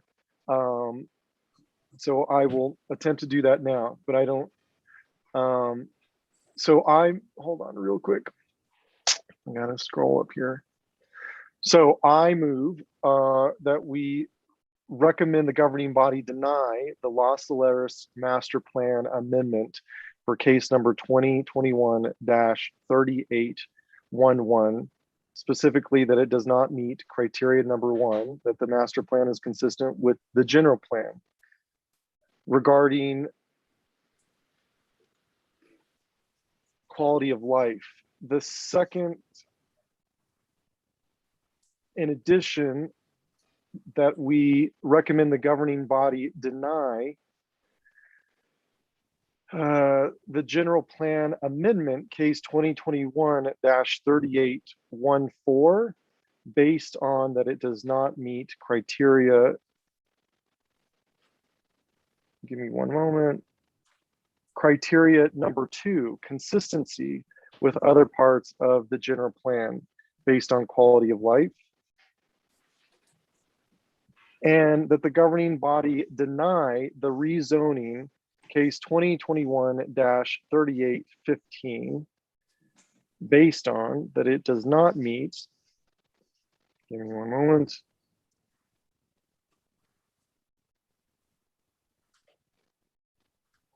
Criteria number 3, the rezoning is consistent with the applicable policies of the general plan, including the future land use map with regards to quality of life.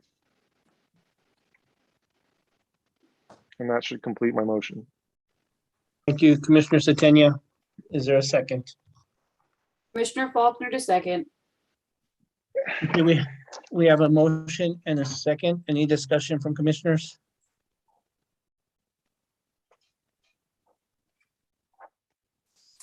Seeing none, if we can get a roll call vote, please. Commissioner Clow, Yes. Commissioner Faulkner, Yes. Commissioner Garcia, Yes. Commissioner Lawrence, No. Commissioner Satenia. Yes. The motion has been approved. Thank you.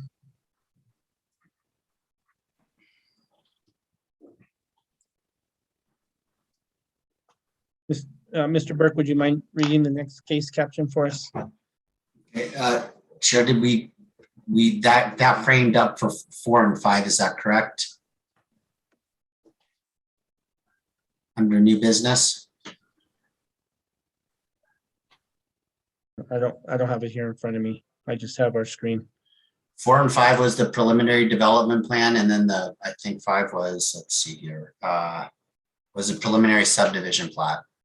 Both have different approval criteria than rezone. Obviously, again, if they were to appeal all the cases, that's kind of the reason we're. Dominic Satania.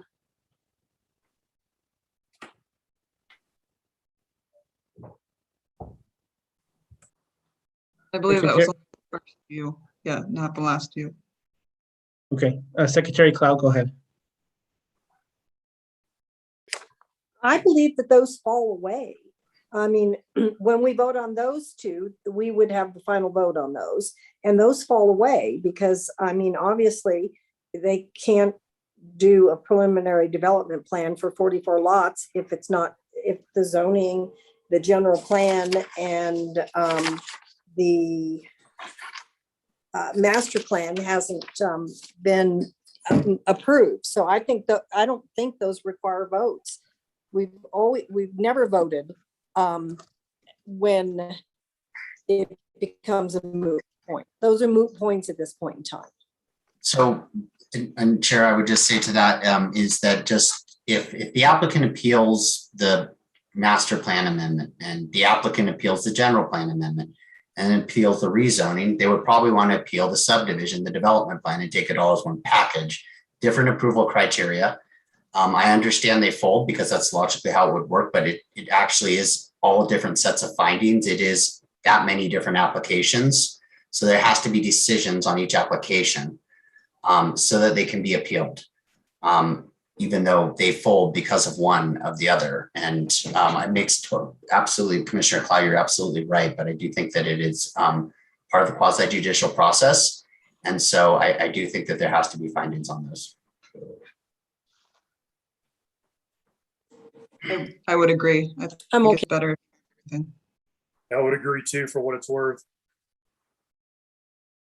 Okay, I'm open for a motion. Commissioner Gutierrez Yes. or Chair, I'm sorry.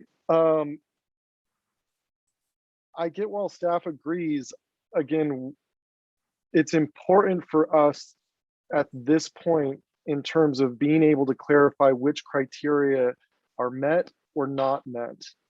And I don't think if I'm ready to do that, I can start to paint a picture about it, but I request more time so that if we're going to deny this, that we're not being pushed by staff to make a decision on the spot and that if we need more time to actually take a look at this with regards to the general plan or chapter 14, then we should be able to take that time. And while that's not convenient to the applicant, I don't feel like we should be rushed to make a decision here if that's what we're being asked to do, if we are seriously making an argument to deny this. And that's what the majority has stated so far.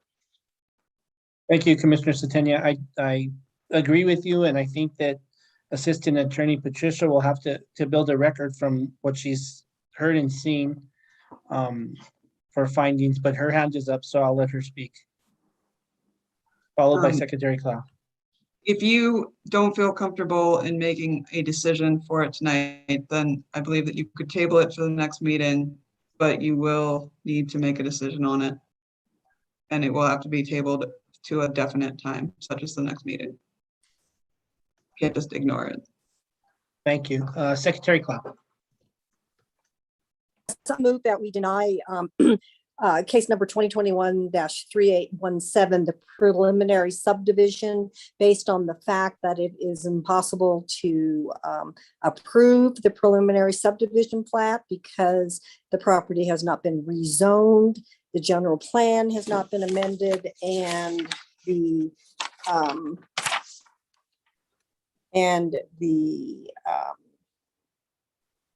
master plan has not been amended. I also move that we deny case number 2021-3817, the preliminary subdivision, based on the fact that it's impossible to improve it as we have not approve the rezoning, the general plan amendment, or the master plan amendment. Commissioner Satania to second. Okay, motion by Secretary Cloud, seconded by Commissioner Satania. Any discussion? Seeing none, can I get a roll call vote, please?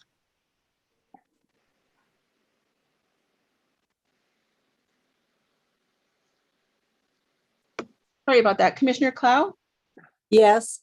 Commissioner Faulkner, Yes. Commissioner Garcia, Yes. Commissioner Lawrence, Yes. Commissioner Satania. Yes. The motion has been approved. Thank you. Okay, moving on. No, I don't have the agenda up. Can you read the next case in for us, please? Yes, Chair, on the amended agenda, this would be case 9 and 10, which are both being heard together as a package, but they are separate cases. They're separate variances. So case 2021-3802 is in 697 Gonzales Road variance to subsection 14-8.2 D3B. And case number 2021-3803 is 697 Gonzales Road variance to subsection 14-8.2 D3D. Summer Carnes and Associates is the agent for Ramirez Investment Corporation, and they request approval of both the referenced variances, and both of the variances have to do with the terrain management section of the code. John Nudabel is the staff planner, and so I will promote the applicant also right now. So thank you, Chair. Thank you, Mr. Newbell. Yes, good evening, Mr. Chair, Planning Commissioners. These last two related cases before you, as Noah had mentioned, or proposed variances to terrain management standards, in particular grading standards, specifically subsection, and I won't say the entire subsection reference, but subsection B as in boy states at least 1/2 of the area designated as suitable for building and at least 1/2 of any building footprint shall have a natural slope of less than 20%. The remainder of the area or building footprint may have a natural slope of 20% or greater, but less than 30%. The second application has to do with subsection D as in dog on the reference section, which states a structure shall not be built on a natural slope of 30% or greater. If I could, I'd like to share my screen to bring up an aerial photo.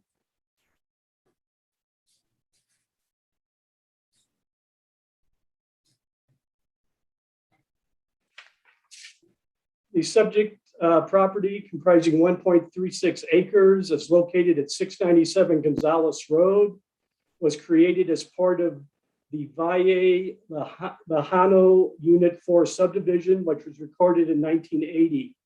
The property includes an approximately 90-foot wide easement, or excuse me, a 90-foot wide area immediately adjacent to Gonzales Road, included within the escarpment ridgetop overlay, which prohibits most development as established by the city of Santa Fe in 1991.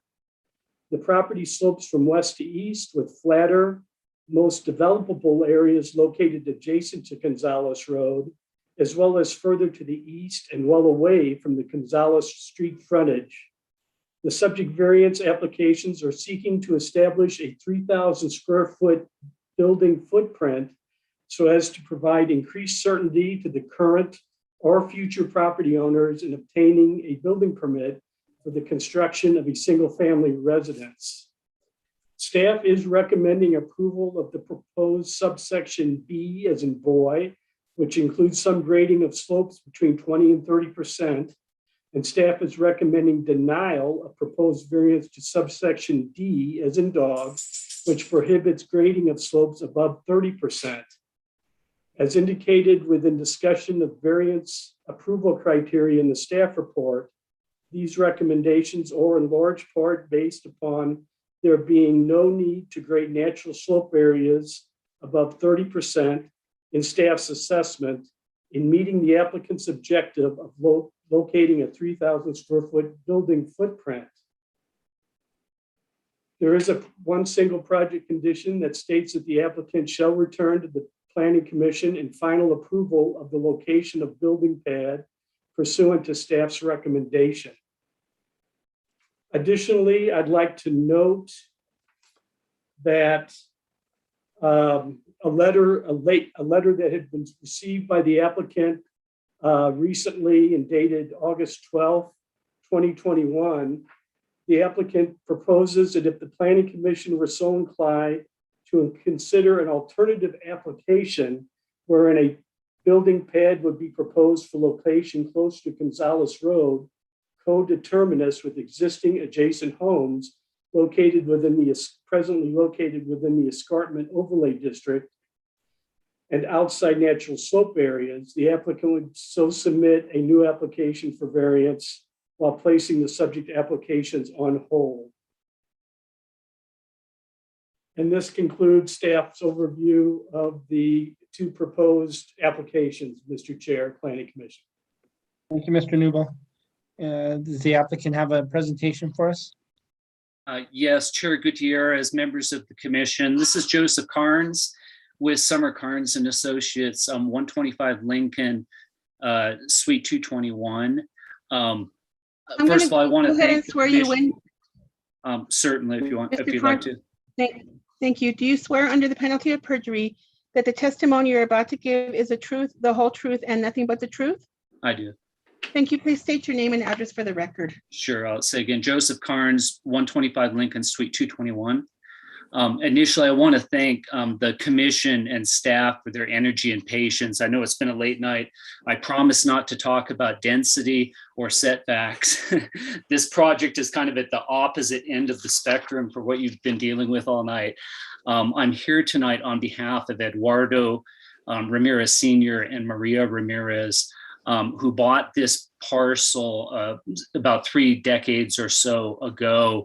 I'm here tonight with Eric Cornelius of Santa Fe Engineering, who did the engineering work for this building pad design, and Mr. and Mrs. Ramirez's son, Eduardo Ramirez Jr. They bought the land over 3 decades ago. During that time, and actually I'm going to try to share my screen here, and I hope my PowerPoint comes up. There we go. And okay, I'll just do it this way. Can you all see my screen? Yes. Yes. Thank you. So over the past 3 decades or so, almost all of the area along Gonzalez Road and along particularly the east side of Gonzalez, where this property is located, has been built out at the R1 zoning designation density that was up. I mentioned density, but it's all R1. And most of the homes you can see here along the east side of Gonzalez have been built. I heard this mentioned as this gap here where the Ramirez property is. It's kind of a missing tooth in a series of homes that run along the east side of Gonzalez. As Mr. Nunebel described, I'll go back to the first slide. Along Gonzalez Road, there's a relatively flat area, and then the property slopes down fairly significantly to the east. Our goal tonight, or our goal with this application process, is to achieve approval of a building pad so that we know where the house will be located. Once that hopefully is achieved, then the Ramirez family plans to go forward, and the next step would be to design a house on that site. Their goal is to do a 1-story home, not a 2-story home. So I want to point that out. And so, as you can see from the existing development pattern along the east side of Gonzalez, the best building sites and the flattest building sites are next to the street. And you can see here's the adjacent home to the south, fairly close to Gonzalez. That's a bit of that is in the ridgetop. I'll show you in a second. And then this is the adjacent home to the north. It's actually, as you can see, fairly close to the street as well. I drew in the Ramirez lot. Unfortunately, the city's GPS has a little area that's hanging down below to the south of the lot. It's not actually part of the lot. So I drew in the lot. And you can see the house adjacent to the north is outside the escarpment, but fairly close to Gonzales in the relatively flat area. And you can see the houses 1, 2, 3, 4, both north and south, are within the Ridgetop subdistrict of the escarpment ordinance. Given the experience that I've had and my law partner Carl Summer have had over the last decade or so, we've had a few applications requesting a variance to the Ridgetop subdistrict, which prohibits development, to allow for a home in the Ridgetop. And they're very challenging cases historically, and mostly in different contexts than this. In this context, the existing development pattern along the east side of Gonzales is really set, but we decided to respect that flat prohibition of the Ridgetop subdistrict based on initial discussions with staff. And what we did was, and this I drew in here, the red line is the Ridgetop subdistrict. So everything to the west between that line and Gonzales Road is within the Ridgetop, where development of a home is prohibited. So what we decided to do was push the home as far down the hill as we needed, as was necessary to get out of the Ridgetop. The building pad is laid out in parallel with the contours to take advantage of that and not and to minimize the amount of grading. And so what Eric Cornelius and Eduardo were able to do is identify a building pad that is not within the Ridgetop. As Mr. Nunabel mentioned, it would require 2 variances, hence the 2 cases, one to the 50-50 rule and one allowing for development of building pad on slopes of greater than 30%. Here's a better drawing that, and I also want to point out that we worked with Geronimo in the fire department regarding the access driveway, and that this access driveway meets all of the fire department standards. So this is a feasible building pad. That said, from the start, everybody else pretty much has built within the Ridgetop. That would be our preference. And a couple of months ago now, I met out on site with Mr. Nunabel, Dee Beingeisner, and Geronimo. And we stood and we walked the site and we looked it around, and the discussion really focused on, well, where does this house want to be? Where does the pad want to be? Where does it make sense to put this pad? And if we put the pad within the Ridgetop, then we would avoid the need for the terrain management variances that we're requesting in this application. And I just want to hit one more slide here. This shows you, I darkened in a little bit the 30% slope areas. So you can see that it's a challenging site. There are a couple of arroyos, relatively small arroyos that flow kind of northwest to southeast through the property. And there are 30% slope areas that need to be dealt with if you start pushing the house down the hill. In our discussion out in the field, we recognize that we would not need any terrain management variances for a house in the Ridgetop. It would really complete the existing development pattern along the east side of Gonzales Road. As I mentioned before, the Ramirez family wants to build a 1-story home on this property. Some of the existing homes in the area, both north and south, are 2 stories, but this would be a 1-story home. Obviously, a pad closer to Gonzales would result in or require less terrain disturbance, and it's really a common sense solution to the challenging issues associated with the easterly portion of this property. And so as a result of that discussion, I talked with both Mr. Nunabel and Mr. Klug about the idea of how could we put in front of the planning committee, this commission, the idea of a building pad. I'm no drafts person, I want to point out, but I just sketched in. It would be in the northern part of the property, respecting the setbacks. That's the only time I'll mention setbacks, but we would have Mr. Cornelius lay it out. And really what I'd like to do tonight, once you get through the public hearing portion, is take the temperature of each of you to the idea that Mr. Nunabel mentioned and that I put in my letter to you from the middle of August. Procedurally, we need to provide public notice. We need to have an ENN for this type of application. We would be willing to come back. I think it's Mr. Ramirez's decision on behalf of his family based on what we hear tonight.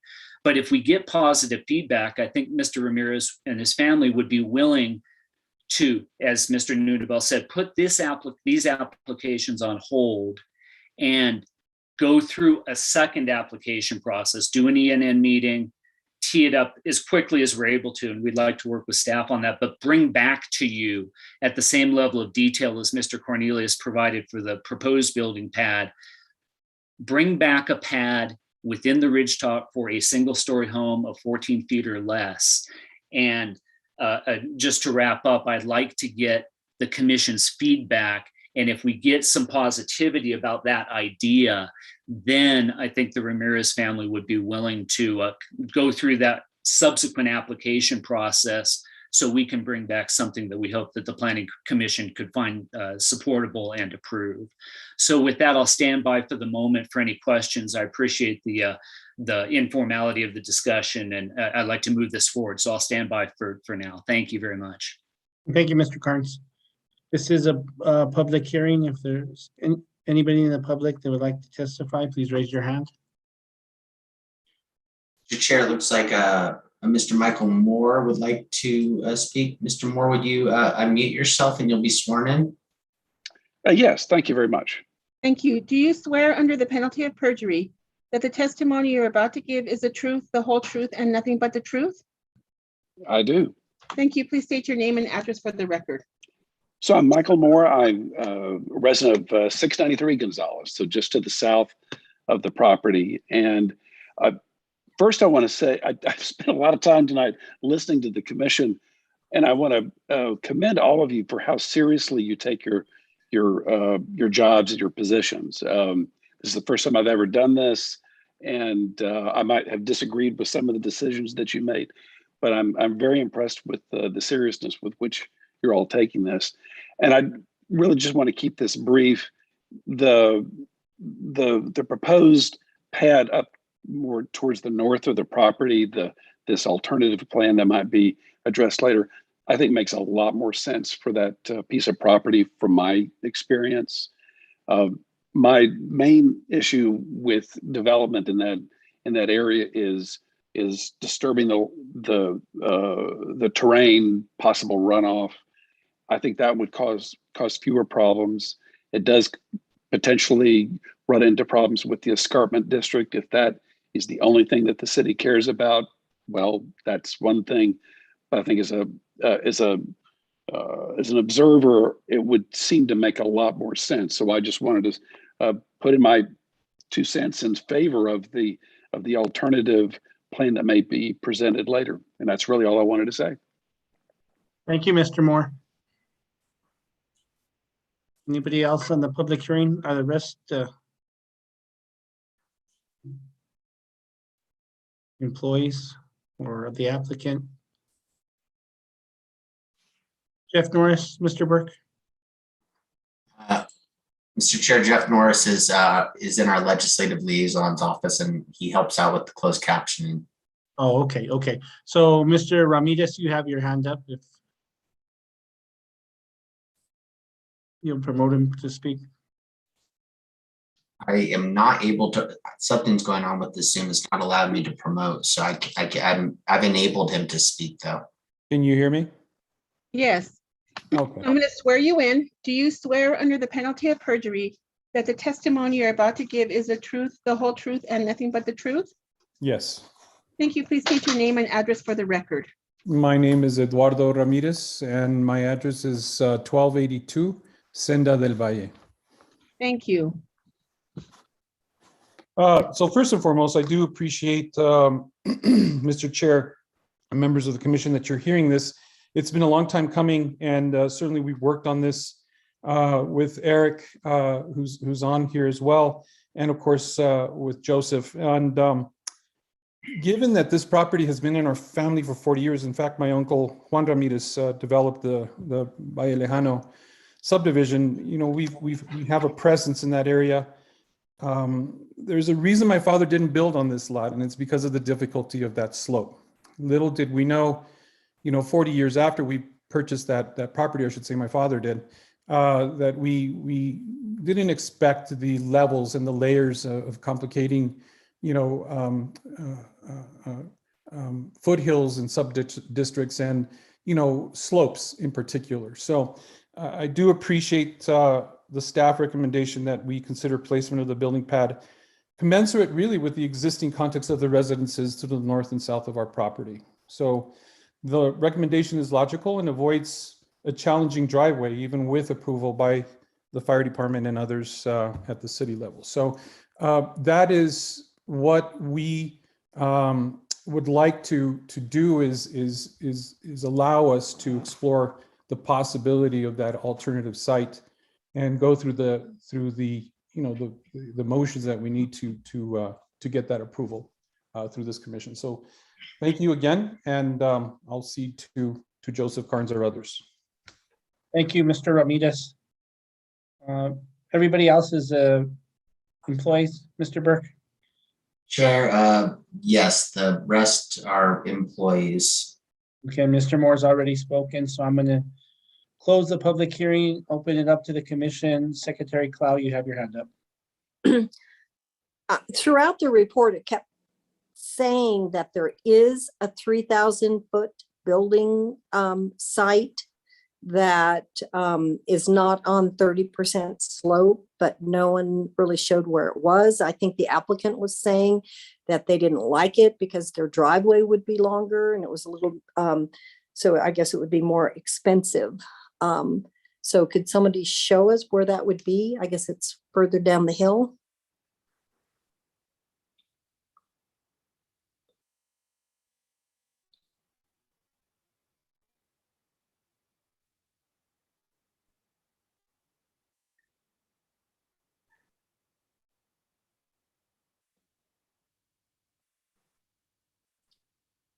There we go. Excuse me, can you see my screen now?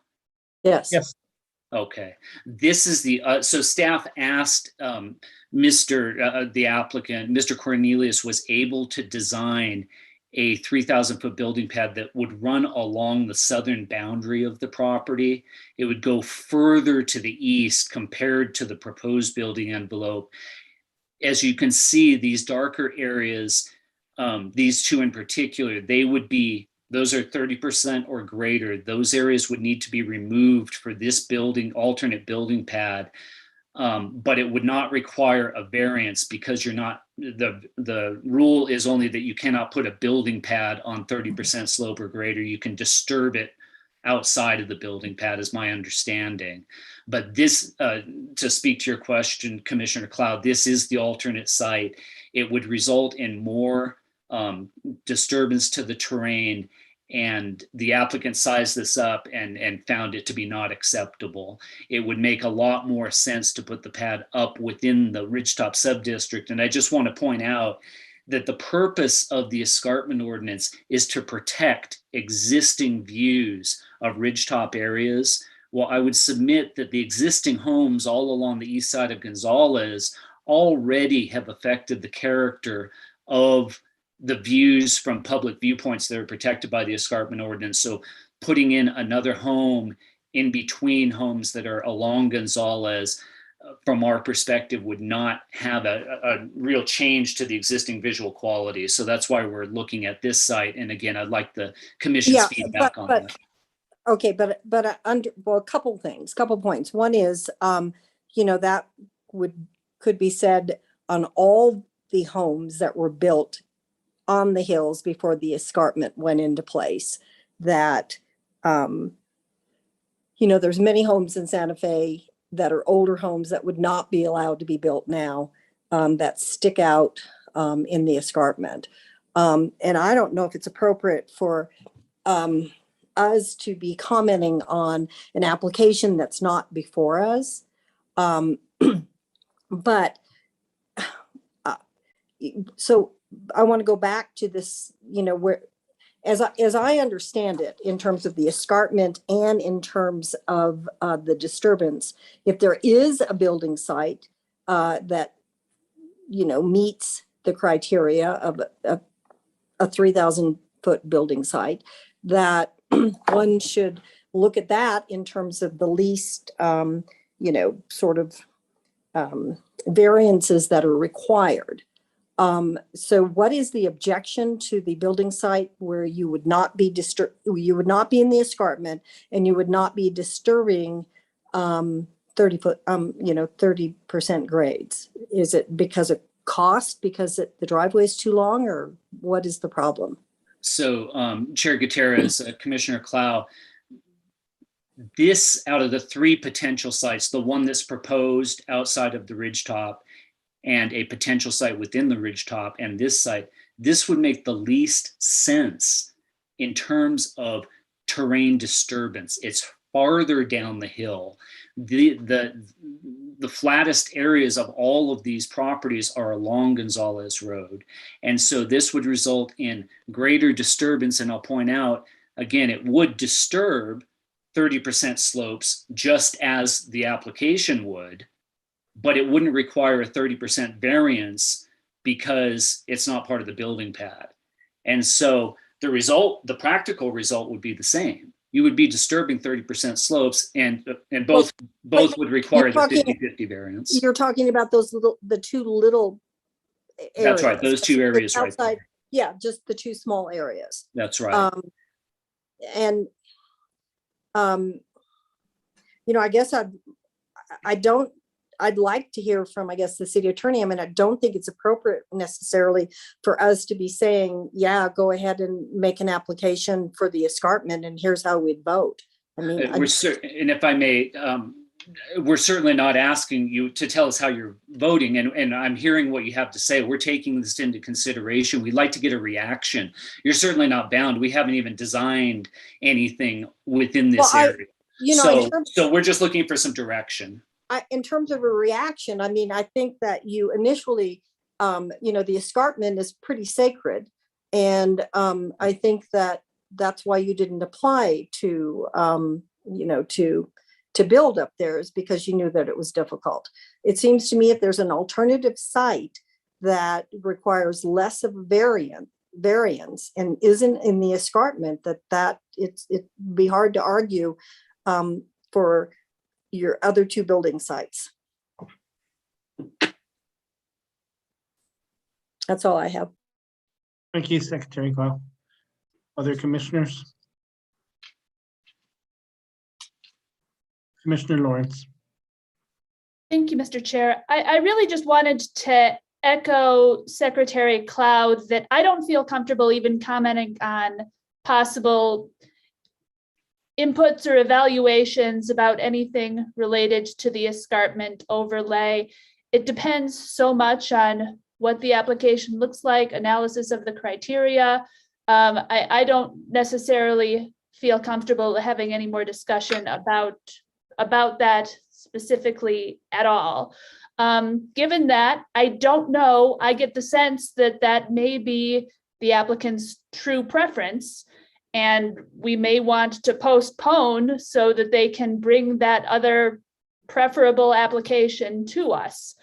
I perhaps would look to input from Mr. Carnes on that, if they would prefer to proceed that way rather than have us discuss and ultimately take a vote on what is in front of us today.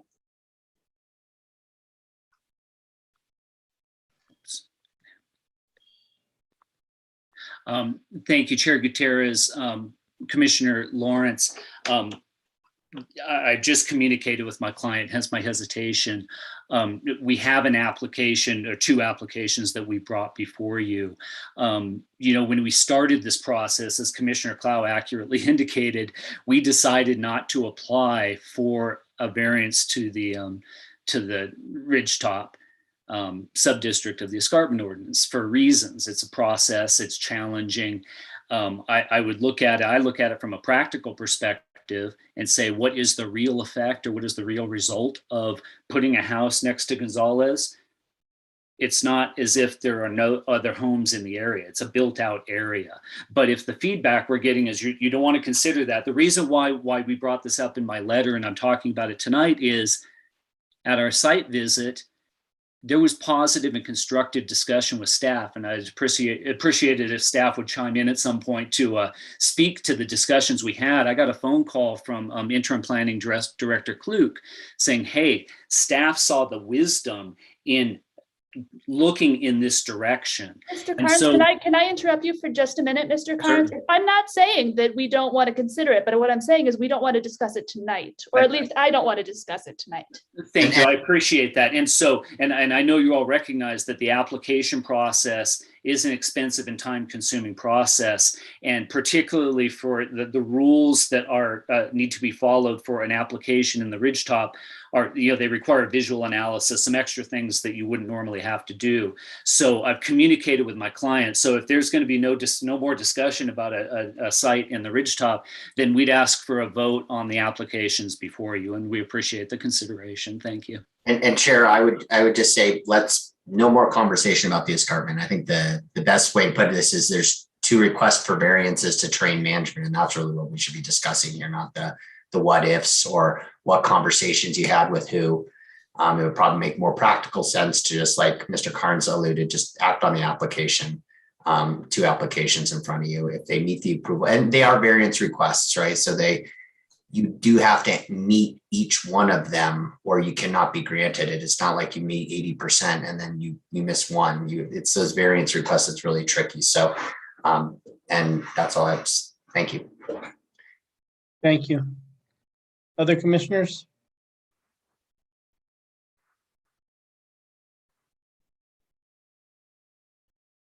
Secretary Clow. You're muted. I'll make a motion. I move that we grant the variance request in 2021-3802 on the ground, and this is the variance that allows the building to be built on more than 50%, more than 50% of the building built on slopes up to 20 feet or over 20 feet, but below 20% grade, but below 30% grade.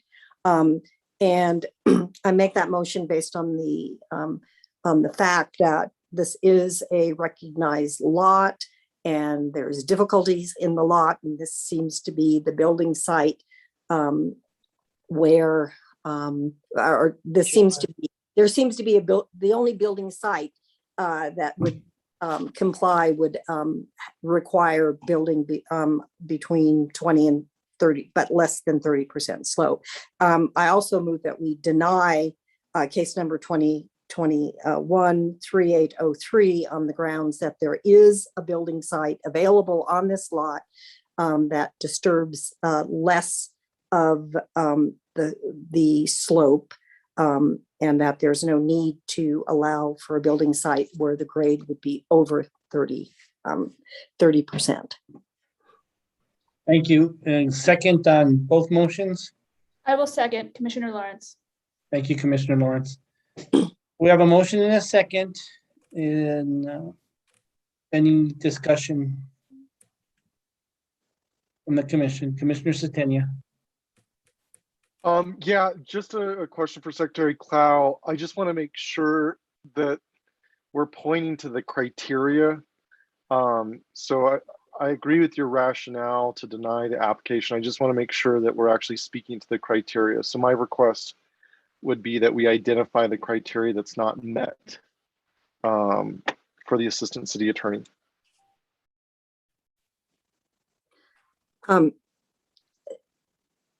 Commissioner Santiago, could you do that? Because I cannot pull up the packet from the city because I have such bad computer here that I can't have 2 computers going at the same time. Can I interject on this and suggest that it matches what is stated in the staff report for those criteria, because it matches the staff recommendation? So we don't need to state separate criteria. And it's also in the findings of facts and conclusions of law too.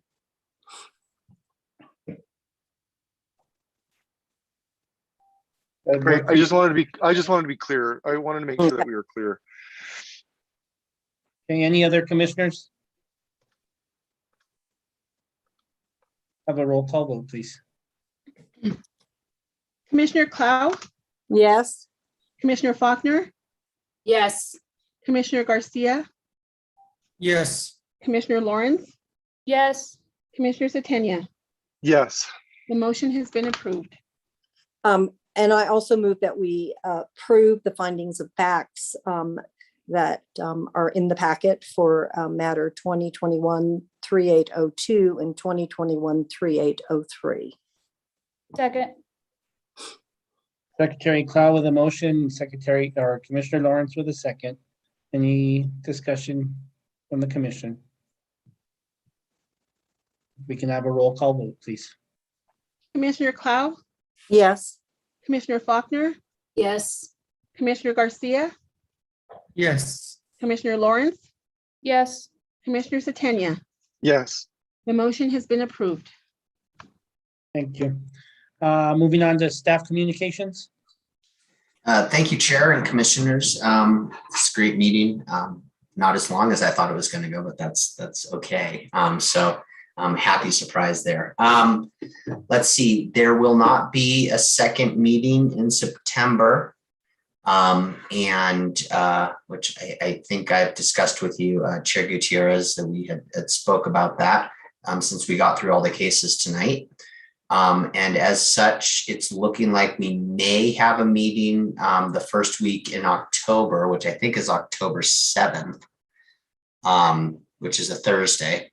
I don't think I'll be present at that meeting, but I will, with Director Klug, I'll work with him. The only item that may be heard on that is the Monte Sereno case that was postponed indefinitely, that was on an agenda previously. But right now they're still working through their application. Their ENN is coming up and they won't have to go back through the review process because we've already heard their, had their whole review done. And then we'll have a case, the cases that were postponed tonight will be heard in November. And Chair Gutierrez, I think we discussed that if no meetings need to happen in October, that we would just have October off from Planning Commission, if that sounds correct to you. And besides that, thank you. Yay for cannabis. Thank you to the policy subcommittee for, tirelessly working at this. So thank you. Thank you, Mr. Burke. Director Klug, anything? No, not at this time. Thank you. Thank you. Commissioners? Bunch of no's. Okay, we'll adjourn the meeting. Commissioner Satania, I'm sorry. Go ahead. Yeah, I just wanted to acknowledge staff for creating bookmarks. That was extremely helpful in navigating this document. And I know that takes some time to actually do that if you're not used to it. So I just wanted to say thank you. And then I also wanted to emphasize or re-emphasize having sections being included in the presentations, whether in encouraging presenters to include scale on their presentations. I think that makes a big difference for the commission, especially if you're not used to reading those drawings, to understand distance. And when that's eliminated, I think it's easy to make a lot of assumptions when you're looking at a flat drawing. So again, I'm going to request that, that sections be provided to understand space between buildings, and then also making sure that scale is included on presentations. That's all I got. Thank you, Commissioner Satania. Commissioner Garcia. Thank you, Mr. Chair. I just want to make a comment, and I appreciate all the different point of views that come forth that create more dialogue between all of us to hopefully we get the best outcome when we vote. And so I do appreciate all the different point of views that everybody has. Thank you. Thank you, Commissioner Garcia. Any other commissioners? All right, we're adjourned. Stay safe, stay healthy.